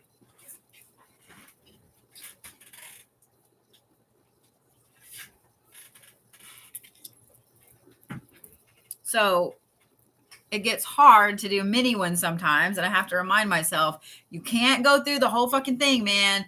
Couple minutes, that's all. Do it. But you see so much.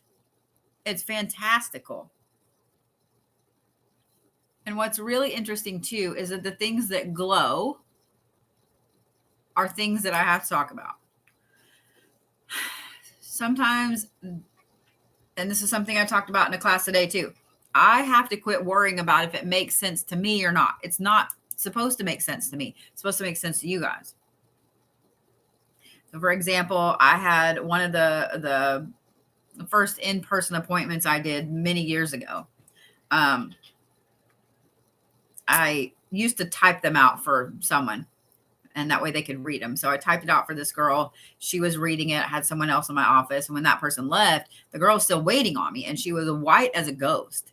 And I was like, are you okay? Like, did I break you? Oh, no. And in her past life reading, I had told her, in one of the past lives that she had got stabbed in the right kidney.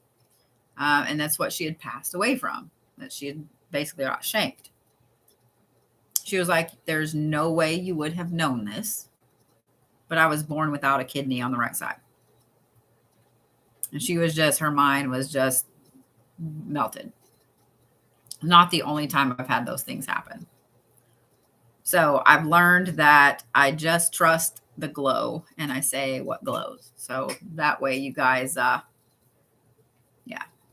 So in that case, I have to start speeding up a little bit because it's already 10:15 my time. So I've almost been reading 2 hours, and I'm halfway through my list. So I have to speed my ass up. I've still got to get my kid to bed and myself to bed. And I don't want to have to beat my computer up if it doesn't do that. Okay, thank you.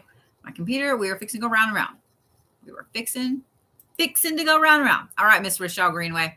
I've got your cards drawn here, girl. So I'm going to start trying to make myself go a little faster. Otherwise, we going to be here till after midnight. And I love y'all, but it's been a long fucking day for me. All right, Miss Rochelle.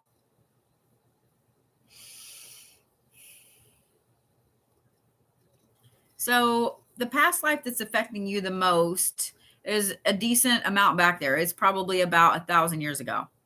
In it, you also had a lot of health problems then. But yours were because somebody was causing them. Someone was causing them. So now when you have health problems that are popping up, and you have in the past, you have this underlying weird thought of, is so-and-so causing this? Did somebody put something in my food? Did somebody put something in my water? For some reason, that thought always pops in there. And sometimes it's funny, like, oh, I should get a royal tester. You know what I mean? Taste tester.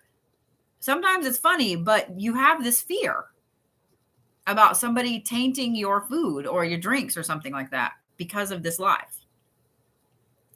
So you have some weird random things happening. I would bet that you have some psych nurse paranoia. I can understand that too. You have an interesting thing going on with your stomach.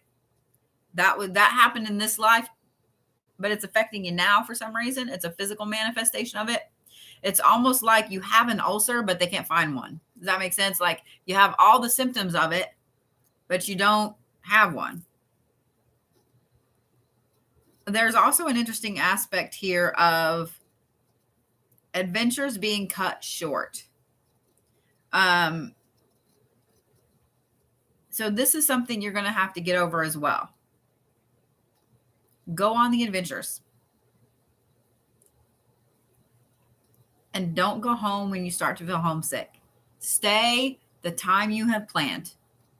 Plan yourself a few of these adventures.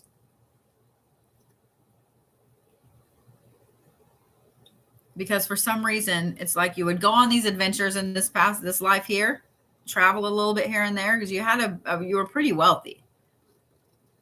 And then you would get sick and you would have to go home. You don't have this soul, this person around you in this life. So they're not causing these problems for you. Okay? I will say, in this life right now, these little things, and I say little because they are, in the grand scheme of things, little. They're affecting you really deeply because they're holding you back from realizing your full potential in this life. I have a feeling a lot of the stomach stuff causes stress. I know stress causes the stomach issue, but the stomach stuff causes stress. because in planning out adventures, you're that person that's like, well, but what if this happens or that happens, or and you start to stress about, is my stomach going to be upset? Am I going to be able to go do this or whatever? And that causes the stress, which causes more anxiety. It's like a vicious cycle. You know what I mean? Hi, Marion. How are you? So,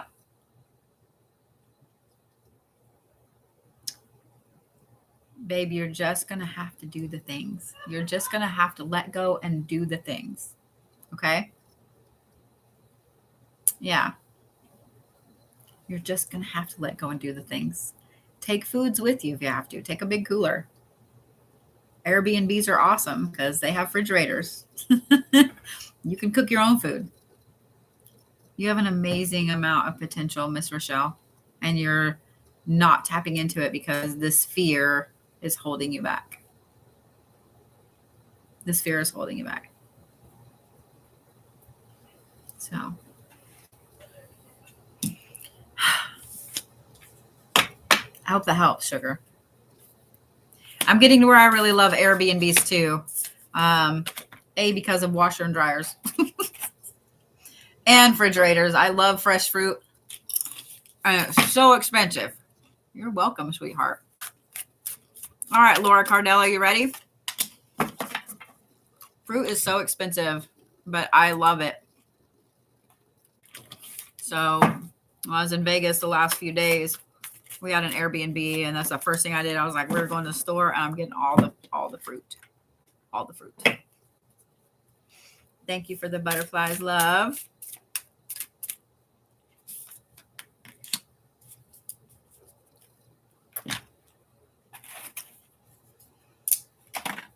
All right, Lori Lou.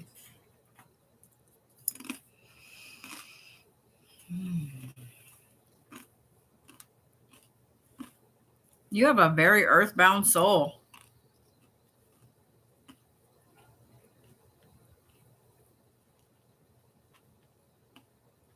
What's funny is when I started pulling this energy in this life, I would say this one's probably in the early 1500s. And it's Native American. Not only is it Native American, but your soul almost always incarnates into a tribal, very connected, earth-based, connected body, life. You're drawn to it. It's like ancestrally, you get pulled back into it every time. Every time.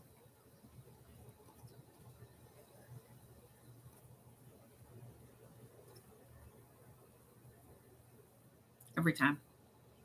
So, thank you, sugar. Even though this was in this life here that pulled up first was in the 1500s, it affects you now because every life since and several before were very, very earthly connected. And when you can't connect to the earth, when you can't ground yourself,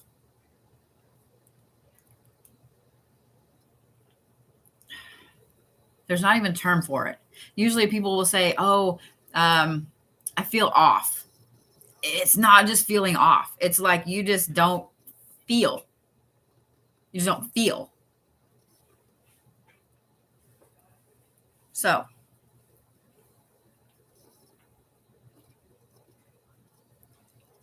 you're always going to incarnate into those types of souls, those types of meat sacks. The main thing you have to accomplish in this life right now is a massive rebirth.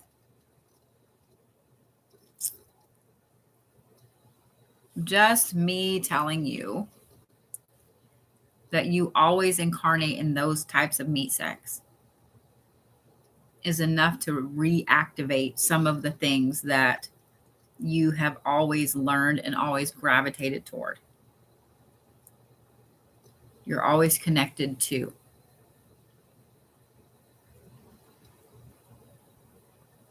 you need to touch base with some of those ancient practices again that are in your DNA, that are in your ancestral line now in this life. You're going to find an amazing amount of raw power and potential there. An amazing amount of it. And I know what sucks is being born a woman. There are some tribes that they don't allow women to be, elders, medicine people, etc. But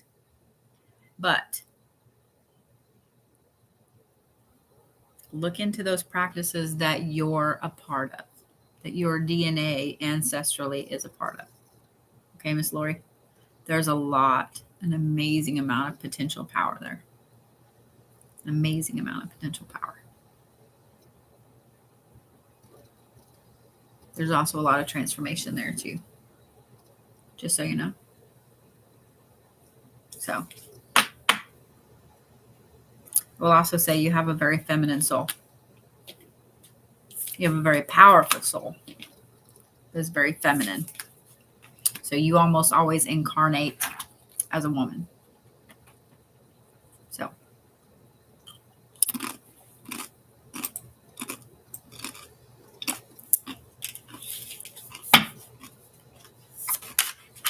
This is why you're so drawn to herbs. It's why you're so drawn to trees. It's why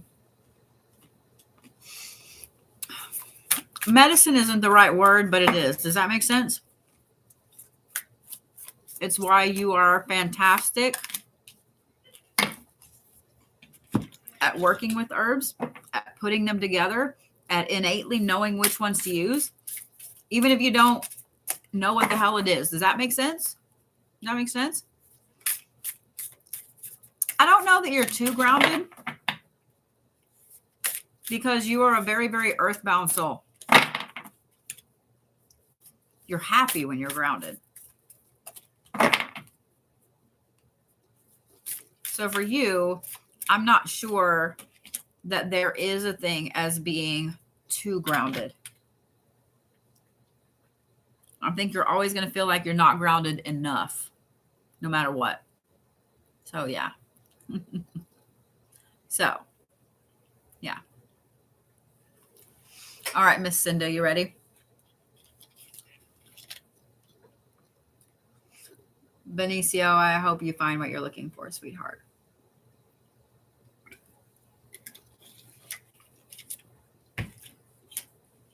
Guys, I do read the comments when they go by. Sometimes I can't catch all of them, but I do. You guys would want me to give you the same respect in your reading that I give everybody else. Yeah, sometimes I pause and sometimes I go off on tangents and etc. However, all of the readings I do are paid readings. Even if I am doing a free reading, if I'm reading somebody else, it is very impolite for me to stop and start reading someone else that randomly comes in and starts making shitty comments. In no way is that a way to get someone to read you. And I also have been reading for a very, very long time. I know exactly what I'm doing.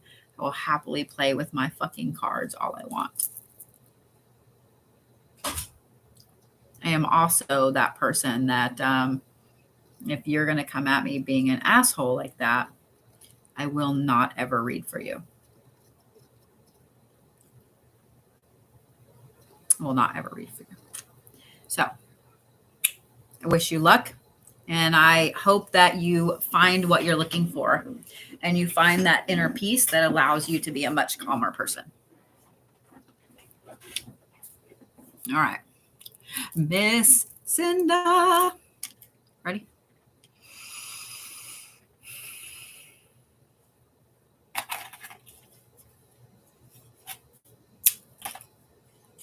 Okay.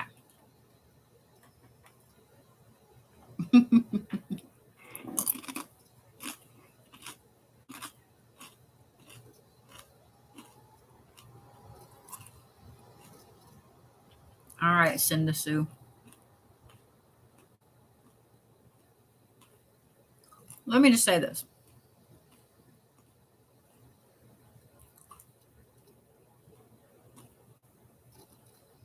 The life that's affecting you the most right now is your very first one. It's your very first one.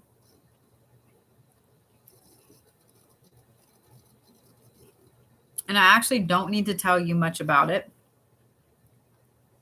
And you'll understand why. The one you're in right now is your last one, period. It's your last one. 21 is your lucky number. And this is your 21st. You can officially drink. No, I'm just kidding. During this life right now, and during your first life, you had a massive amount of creation energy in you, around you, etc. In that life, you put it more to use because there wasn't a lot of things. You had to create the things. And you had a massive amount of abundance. 21 constantly comes to you. Can't make this shit up.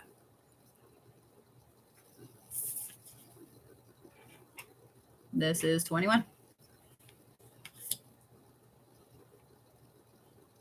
So you learned how to control it all in that first life, and you've utilized it ever since. Now, however, in this life, you are so connected to your divine feminine and to that creation power that it's overwhelming. So it's like having creation ADHD.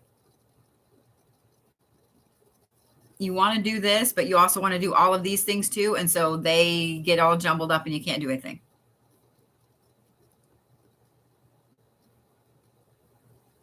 You need to connect to your divine feminine as much as you can. Connecting to the divine feminine is different for every single person. And this doesn't matter if you're a man or a woman. Okay? Connecting to your divine feminine is going to involve multiple senses at the same time. Smell, taste, touch, sound, all of those things. Smell is the most powerful. Taste is the next, and touch is the next. You need to find a blend of smells that instantly makes you feel feminine. I'm going to sneeze. It's coming. I can feel it. That instantly makes you feel feminine. Damn it. Like it's right there. It's right there. And now that I've acknowledged it and all of that, it's gone. Anyway.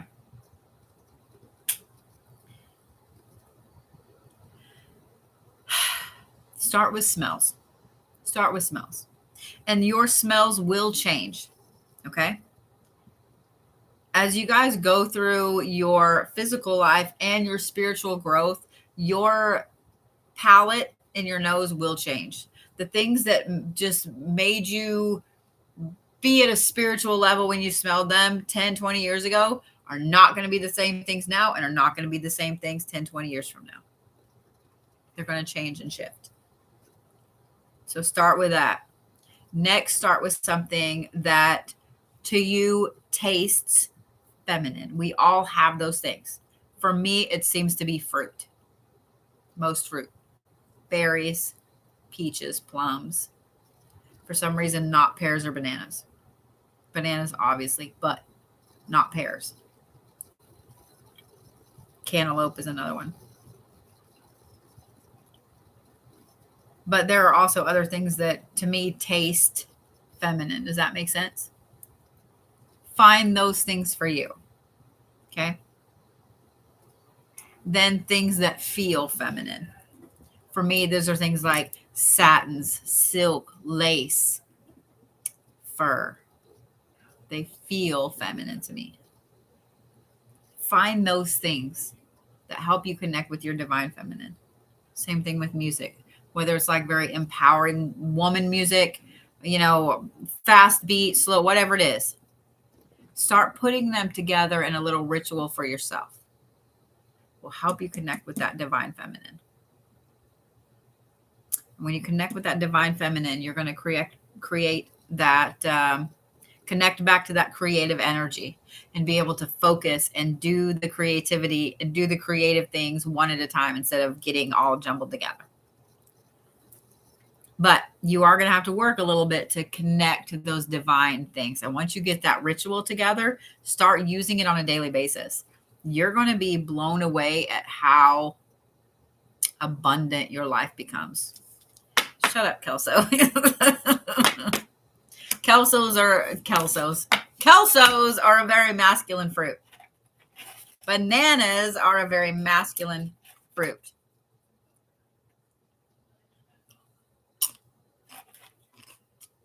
Y'all.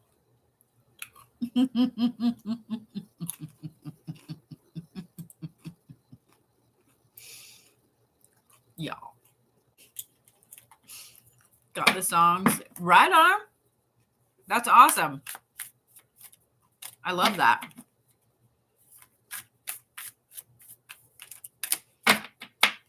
So guys, if you want to know when my next one of these is coming up, make sure that you join the site. I saw you down there. Oh, you want to pull two. All right, Miss Susie Pope Joy. I almost gave you a new last name, Susie. My words aren't working correctly. Gotta love that shit. I get to go to the epilepsy specialist tomorrow. Can't wait. I absolutely can't wait now. My hands are like, fuck you, man. You don't need me to work? All right, Miss Susie Pope Joy.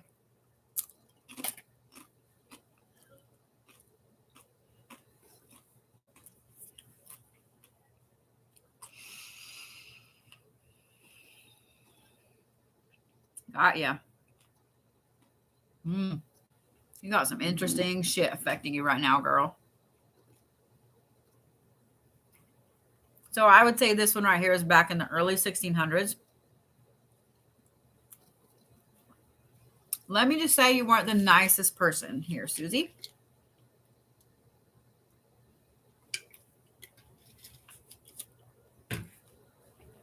Neither was your husband. You actually were a lot more ruthless than he was. And you drove a lot of those things. I'm just going to leave it at that. Y'all had a pretty decent amount of power. Yeah. So, how this affects you right now is that you kind of fight with this. You fight with this feeling of nobility, like you feel like you were born wrong. You feel like you should have way more than you do. And I don't mean this in a bad way. Like you just feel like things are wrong around you. Like you should have more. You should be a different place. Have more respect. Like you have this very sovereign feel. At the same time,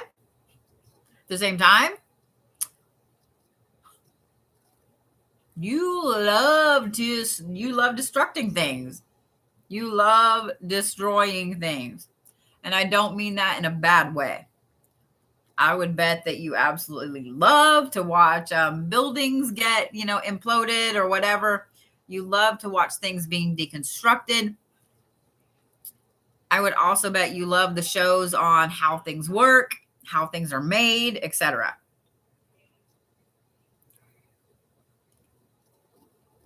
You take delight in those things. Both of those. Does that make sense? So here's the thing.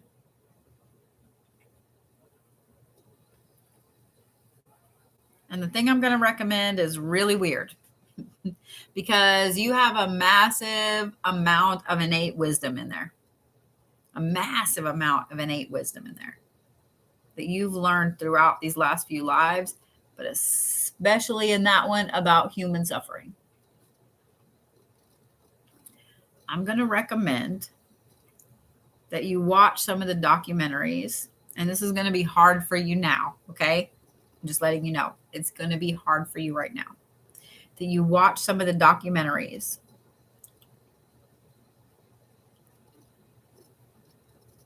on some of those not very nice medieval aspects.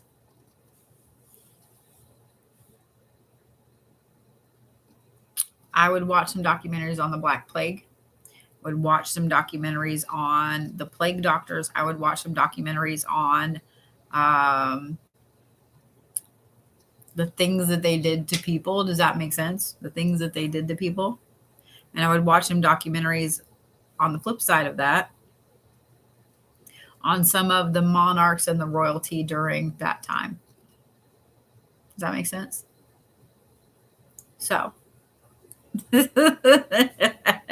fell off your couch at the suspense.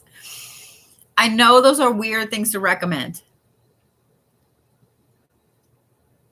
but I have a feeling those things are going to reconnect you with some of this wisdom.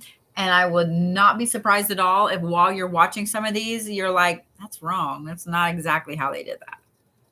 And you just know. You just know. Because you know. So, yeah. Thank you, love. So, I know that's the weirdest thing to recommend, but that's what I recommend. It'll help you connect with those things and unlock that wisdom that's right there. Because I think for a while, you or not for a while, but you have felt for a while like it's right there on the tip of your brain, but you can't grab it. This will help you grab it. Okay? This will help you grab it. So, there you go. There you go. All righty. I've got Lindsay Hicks.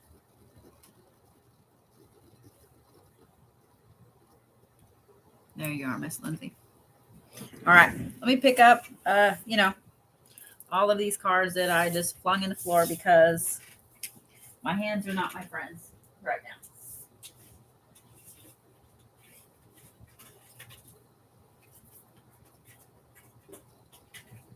Neither are my nails. Ah! Don't you hate that when you get a card somewhere? Those of you guys that have nails and you can't pick the bitch up. It pisses you off.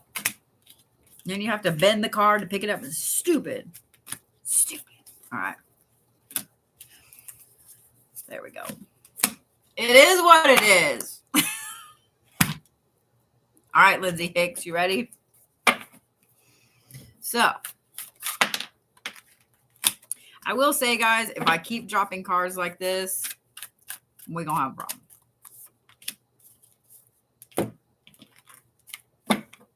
We're going to have a problem. My chair reminds you of Darth Vader. Oh, it kind of does, doesn't it? Love me some Darth Vader. Okay. I like when it's like, here's the card. All right, Miss Lindsay Hicks. I probably ought to eat my dinner too.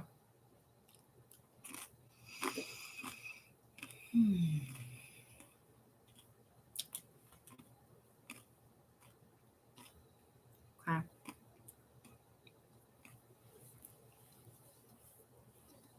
Miss Lindsay.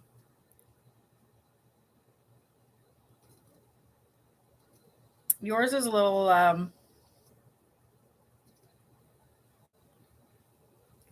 darker. I know you're like, really darker than torturing people? Okay. So, this one was about, I would say, the 1300s, okay? And this is one of those lives where, guys, everybody has lives where you die really young, okay? This is one of those for you, Lindsay.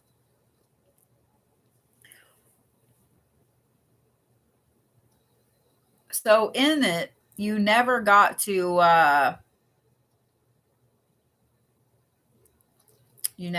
reach your potential. Thank you, Miss Trisha. You never got to reach your potential. Not only did you never get to reach your potential, you never really got to do anything. So I would say you probably didn't live past 3. So in this life right now, it's affecting you because you feel that unreached potential. And it's almost like you have 2 potentials now that you have to reach. So it's overwhelming because you feel the potential of this life and that past potential. The thing is, they literally can be merged into one thing. They can be merged into one thing. You also have this card sideways here telling me that you've got to work on it in this life. But even if you work on it really hard, there still may be some residual that carries over into your next life. Okay? Because that affected you really deeply. To put these 2 potentials together to form one path, meditation and connecting to your inner self are key. You need to be writing down your dreams as soon as you get up, as soon as you wake up. Put your voice recorder on. You can go back and translate it later. Voice, text, email yourself, whatever.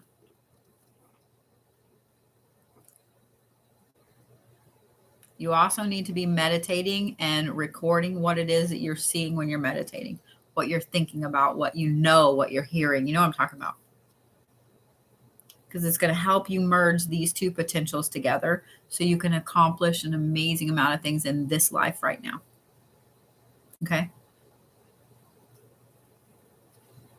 And I know you have this innate feel inside that you got cheated. Even when things are going fantastically in this life, you still feel like you got cheated. That's why. This is why. Okay? So forgive yourself, because every single person has to go through lives like that. You have at least a couple. Forgive yourself for choosing that life, for going through that. Okay? It happened. You got it over with. And now you can move forward. Okay? But meditation is key. Connecting to your inner self is key. That will help you. It will help you tremendously. Okay? Will help you tremendously. Make sure you're recording your dreams. You're recording what you see when you meditate. Okay? So, all right. Mariah White. Ooh, what did I just do? I don't know. Cool. Coolsies. Okay.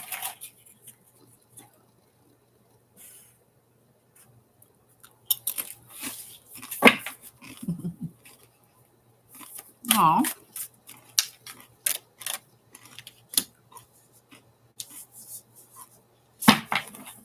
How to do meditation? Yeah. Everybody has a different way of doing meditation.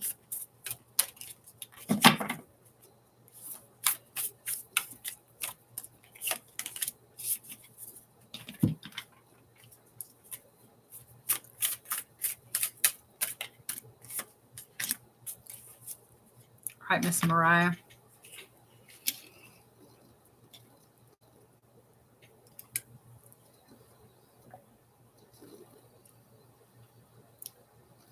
So, Miss Mariah,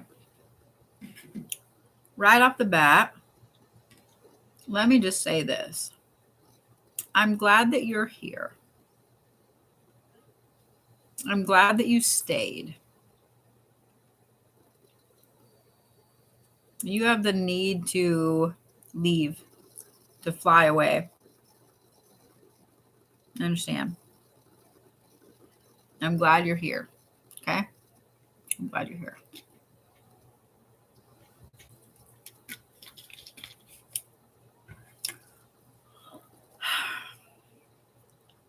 So,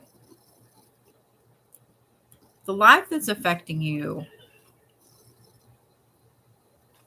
I would say, is your one right before this one.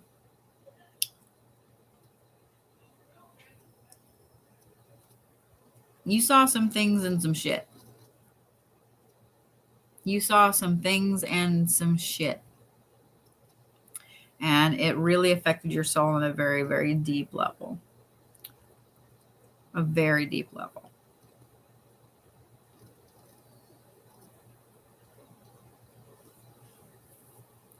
I'm just going to say that this one right here involved doing a couple of combat tours and not coming back from the second one. Okay. In a place that the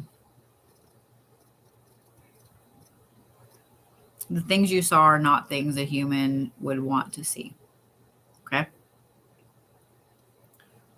And it still affects you now. Hardcore, even though you didn't experience them in this life right now. Okay.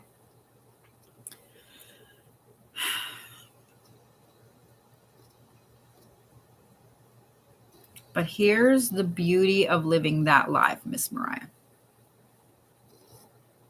A, you've got it out of the way. And B, you have a deep understanding of how horrible humans can actually be to each other.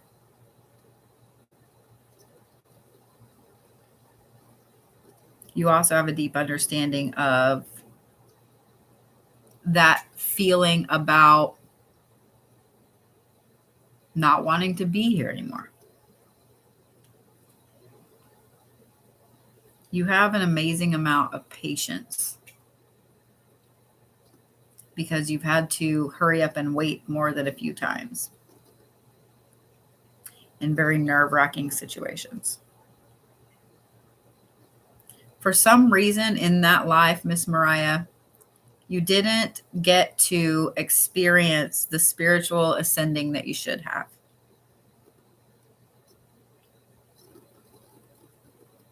You didn't get to share the things that you learned. You didn't get to share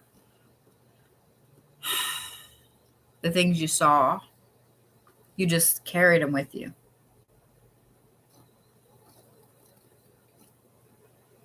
So this life you're in right now is kind of wrapping yourself in a warm blanket to take a time out.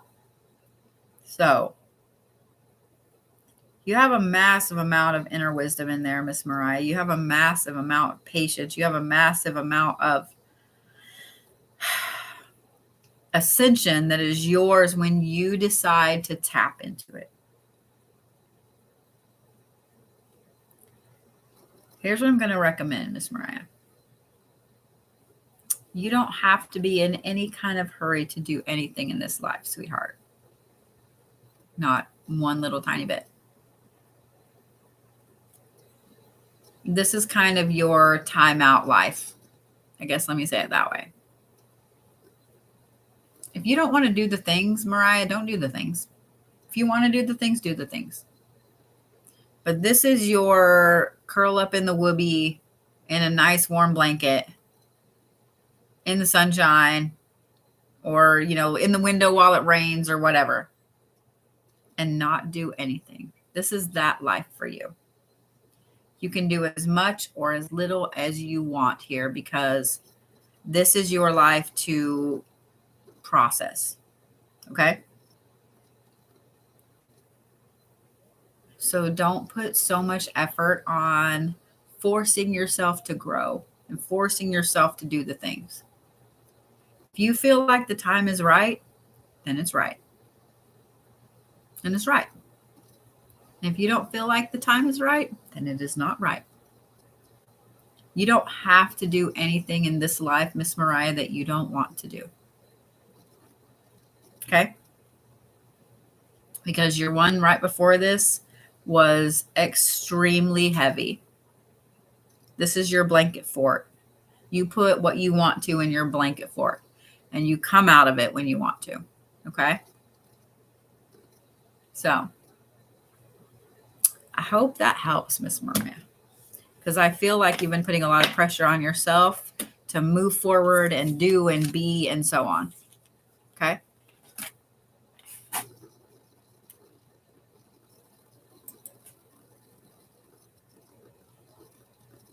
Good. I'm glad you haven't really felt pressured. Good.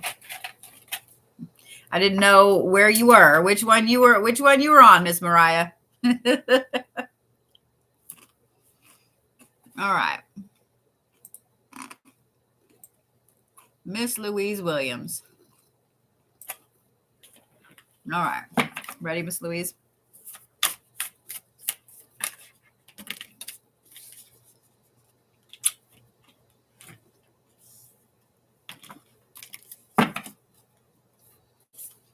So here's the thing too, guys. With some of these, they can unlock dreams. They can unlock memories. Let me say that. Okay. So some of you guys could have some interesting dreams after this. Just process it and let it be what it is. Okay. It's your brain's way of opening that door and processing it. I actually got tagged in a video of another creator, and I did make a video and I just haven't released it yet, where he's saying, draw the symbol and you'll remember everything about every past life, blah, blah, blah. First of all, I have no idea what that fucking symbol is, so don't draw it. Second of all, it's not a thing. It's not a thing. It's not a thing. If we were meant to remember every bit of our past lives from a fucking symbol, we would all have done it already. It would be the first thing we do when we're born. So we remember all the things. So we can go through life with all the memories of every past life and be the most intelligent things and get done what we had to do and be done. It is literally not a thing. It is not a thing. That's something for views. And it's dumb.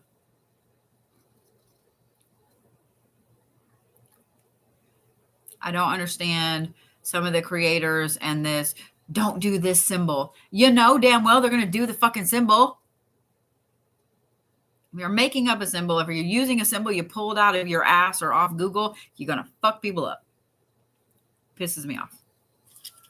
Because I have to fix the people you fuck up. Stupid.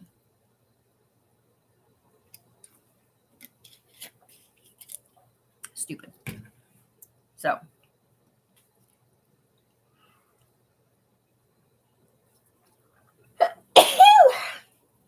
Yes. Sorry. Yes. The little bastard's been hanging out in there. All right, Miss Louise, you ready? You ready?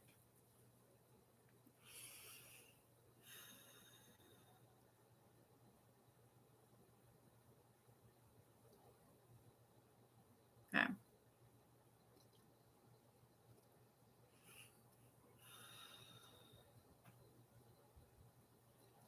So, Miss Louise.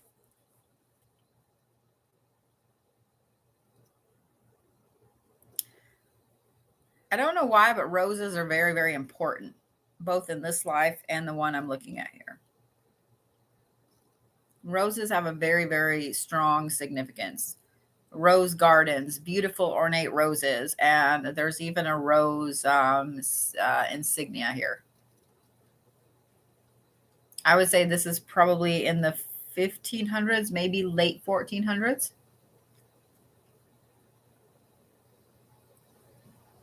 And there is something with this insignia, this rose. Like I keep seeing it. It's interesting. It's bright red. That being said, this was also one where you were born to a decently powerful family here. But being born a girl, you kind of are a pawn. Meaning, even though you are born to a powerful family, you have a good family name, you pretty much surrender that power to be married off to another family. So the life you're in right now, you have this fierce freedom streak in you. You have this fierce need to buck authority, to buck is probably not the right word. Buck is probably not the right word. It's more like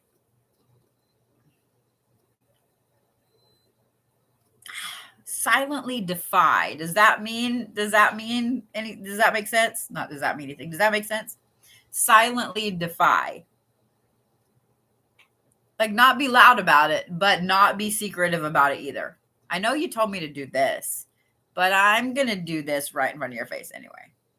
And I would bet you've gotten in trouble more than once in your life for this. Because it's almost like you get a kick out of doing the opposite, especially when it's an authority figure, a father type figure that tells you to do the thing. And you're like, gotta do this instead. Watch me. Because you being told who you had to marry, what you had to do, all of those things affected your soul pretty deeply. You have a pretty stubborn soul.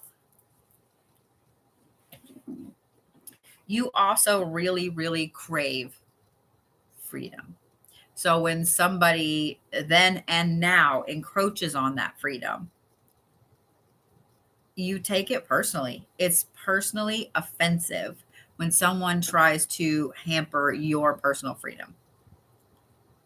I feel that on a deep level. I understand.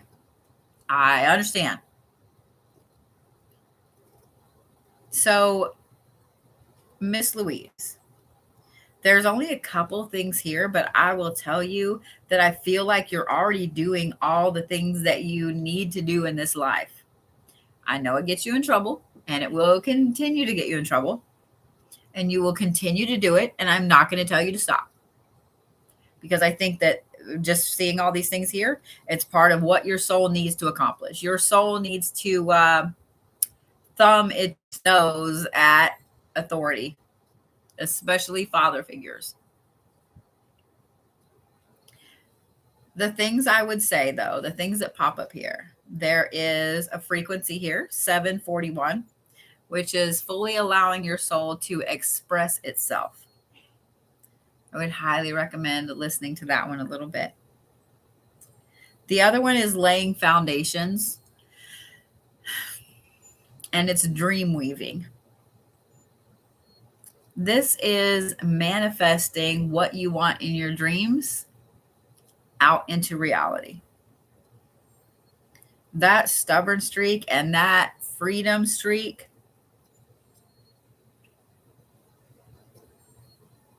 you can actually use that energy and that talent to manifest the things that you want, to pull those things in towards you. 741. Yep.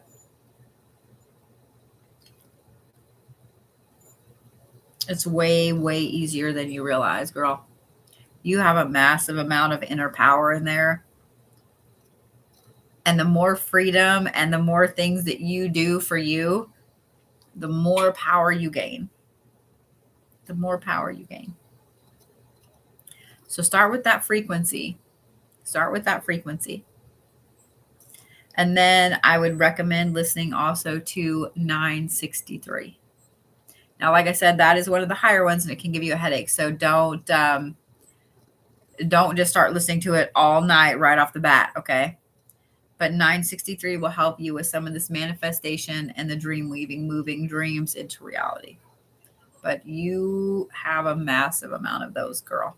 You have so much raw power in there. It's fantastic. And turning that need to defy into manifestation, you can literally have whatever you want. You can have whatever you want. And I think it's funny that you have been dealing with some of the freedom aspects of things since you were born. So, yeah. Since you were born. Why are you doing this? All right, there we go. So, you're welcome. You are so welcome.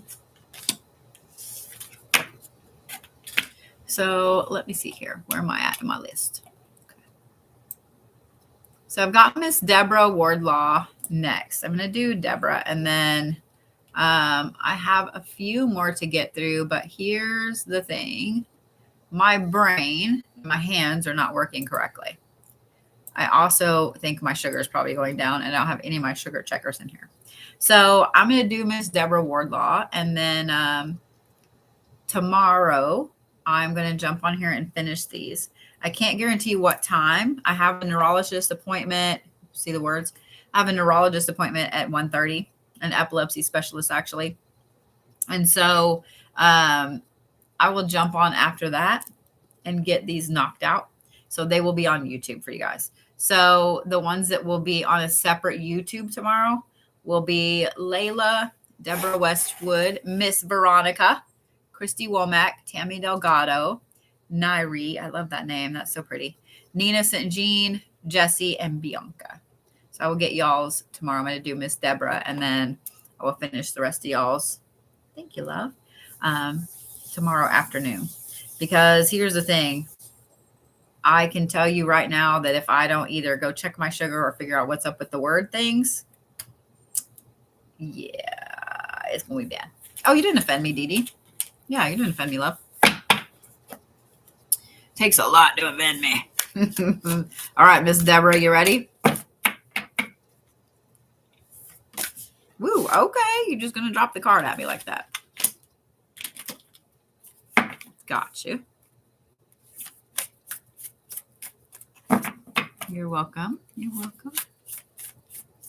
I've also got to make sure my kid went to bed. I still hear noise, so you and I both know that that is a no. You and I both know that is a no. So, yeah.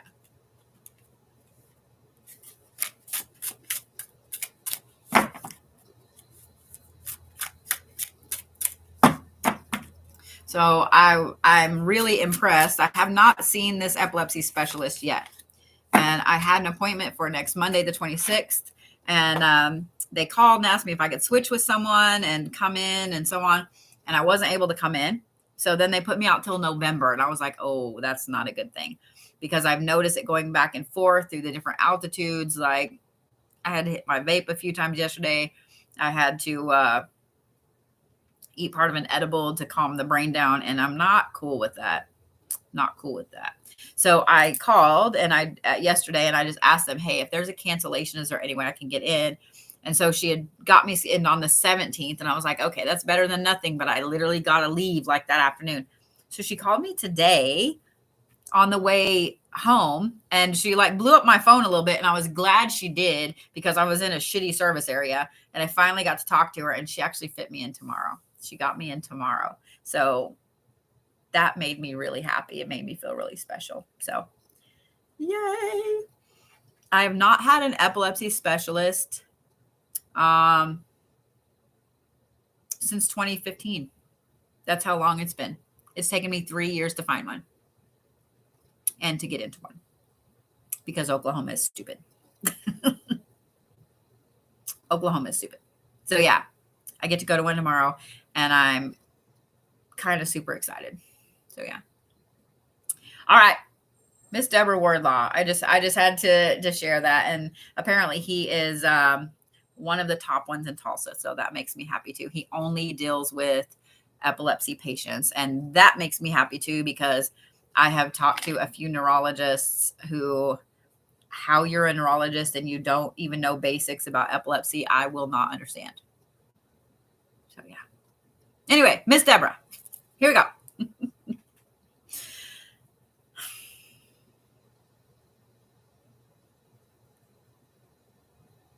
Well, you are just being shoved the hell forward like nobody's business, aren't you? Okay.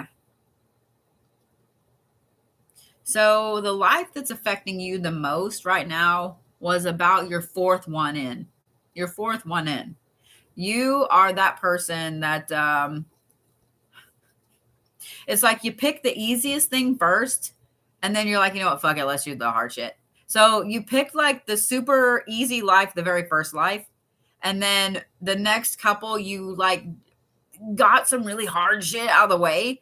And then that fourth life, you know, your second and third life, you got some hard shit out of the way. Your fourth life, you were like, fuck this shit. Fuck all of this shit.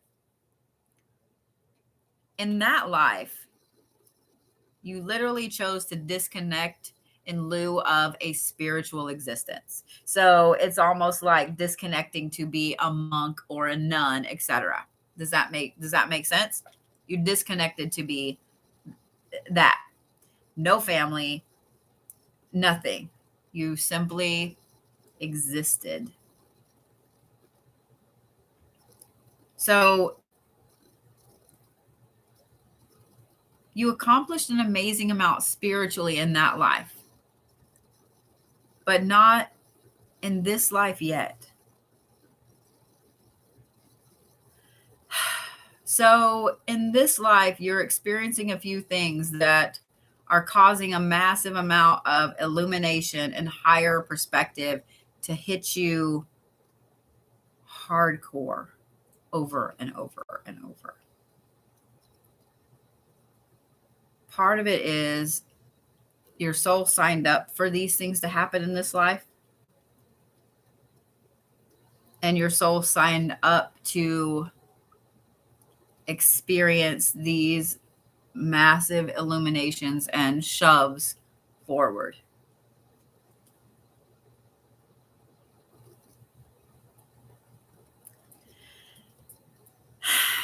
I will say, guys, that when you are on a path where you're gaining higher perspectives all the time, where you're having a mass amount of illumination all the time, it gets really heavy. It gets really heavy. It gets really heavy.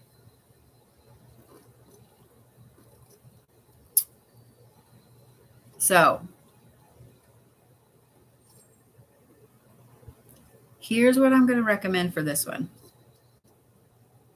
There's only one huge thing right here. And I talked about it a little bit earlier. I don't know if you heard it.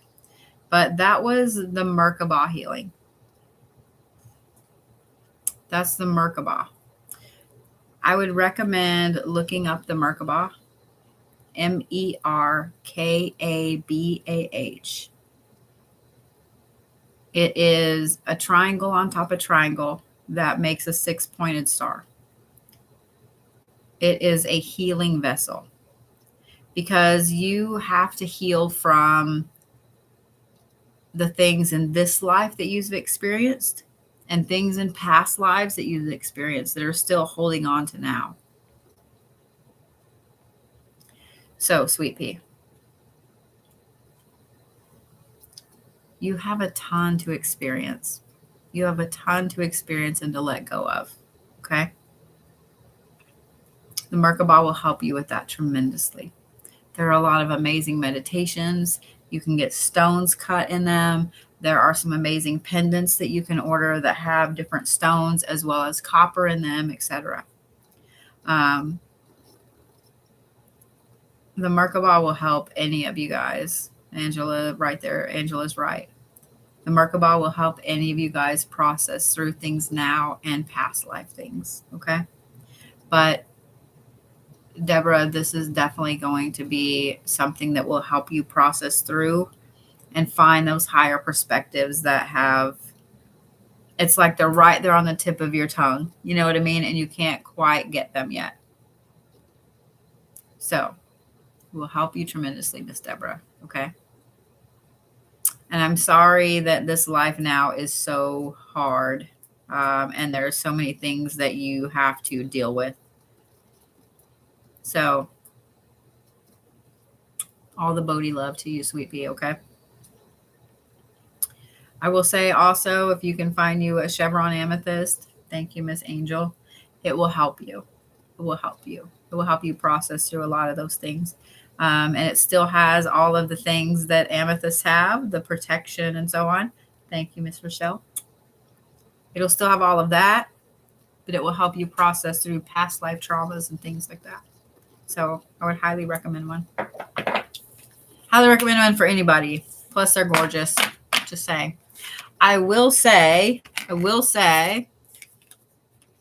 sometimes at the Pagan Superstore, they have big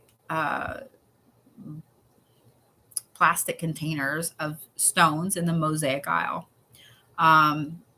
Every other week, they're on sale. And so they're only like $10 for a big thing of amethyst. So when they're on sale, I would recommend going and getting one because I have found chevron amethysts in them. Thank you, Angel. I have found chevron amethysts in them. It makes me deliriously happy. I'm not gonna lie. So that being said, I'm going to finish the rest of you guys tomorrow. And I've got a couple people on my list that I have on here twice. So, Tomisa, you're on here twice. And Laura Cardella, you're on here twice. So, I will reach out to you guys and make sure that you didn't want a second read. Like if it was something else, you wanted another one, or if you accidentally bought 2 tickets. If you bought 2 tickets, I want to make sure you get your money back. So, yeah. Yeah. The Pagan Superstore? No, that would be Hobby Lobby. I just prefer to call it the Pagan Superstore because it's funnier. Because it's funnier. So,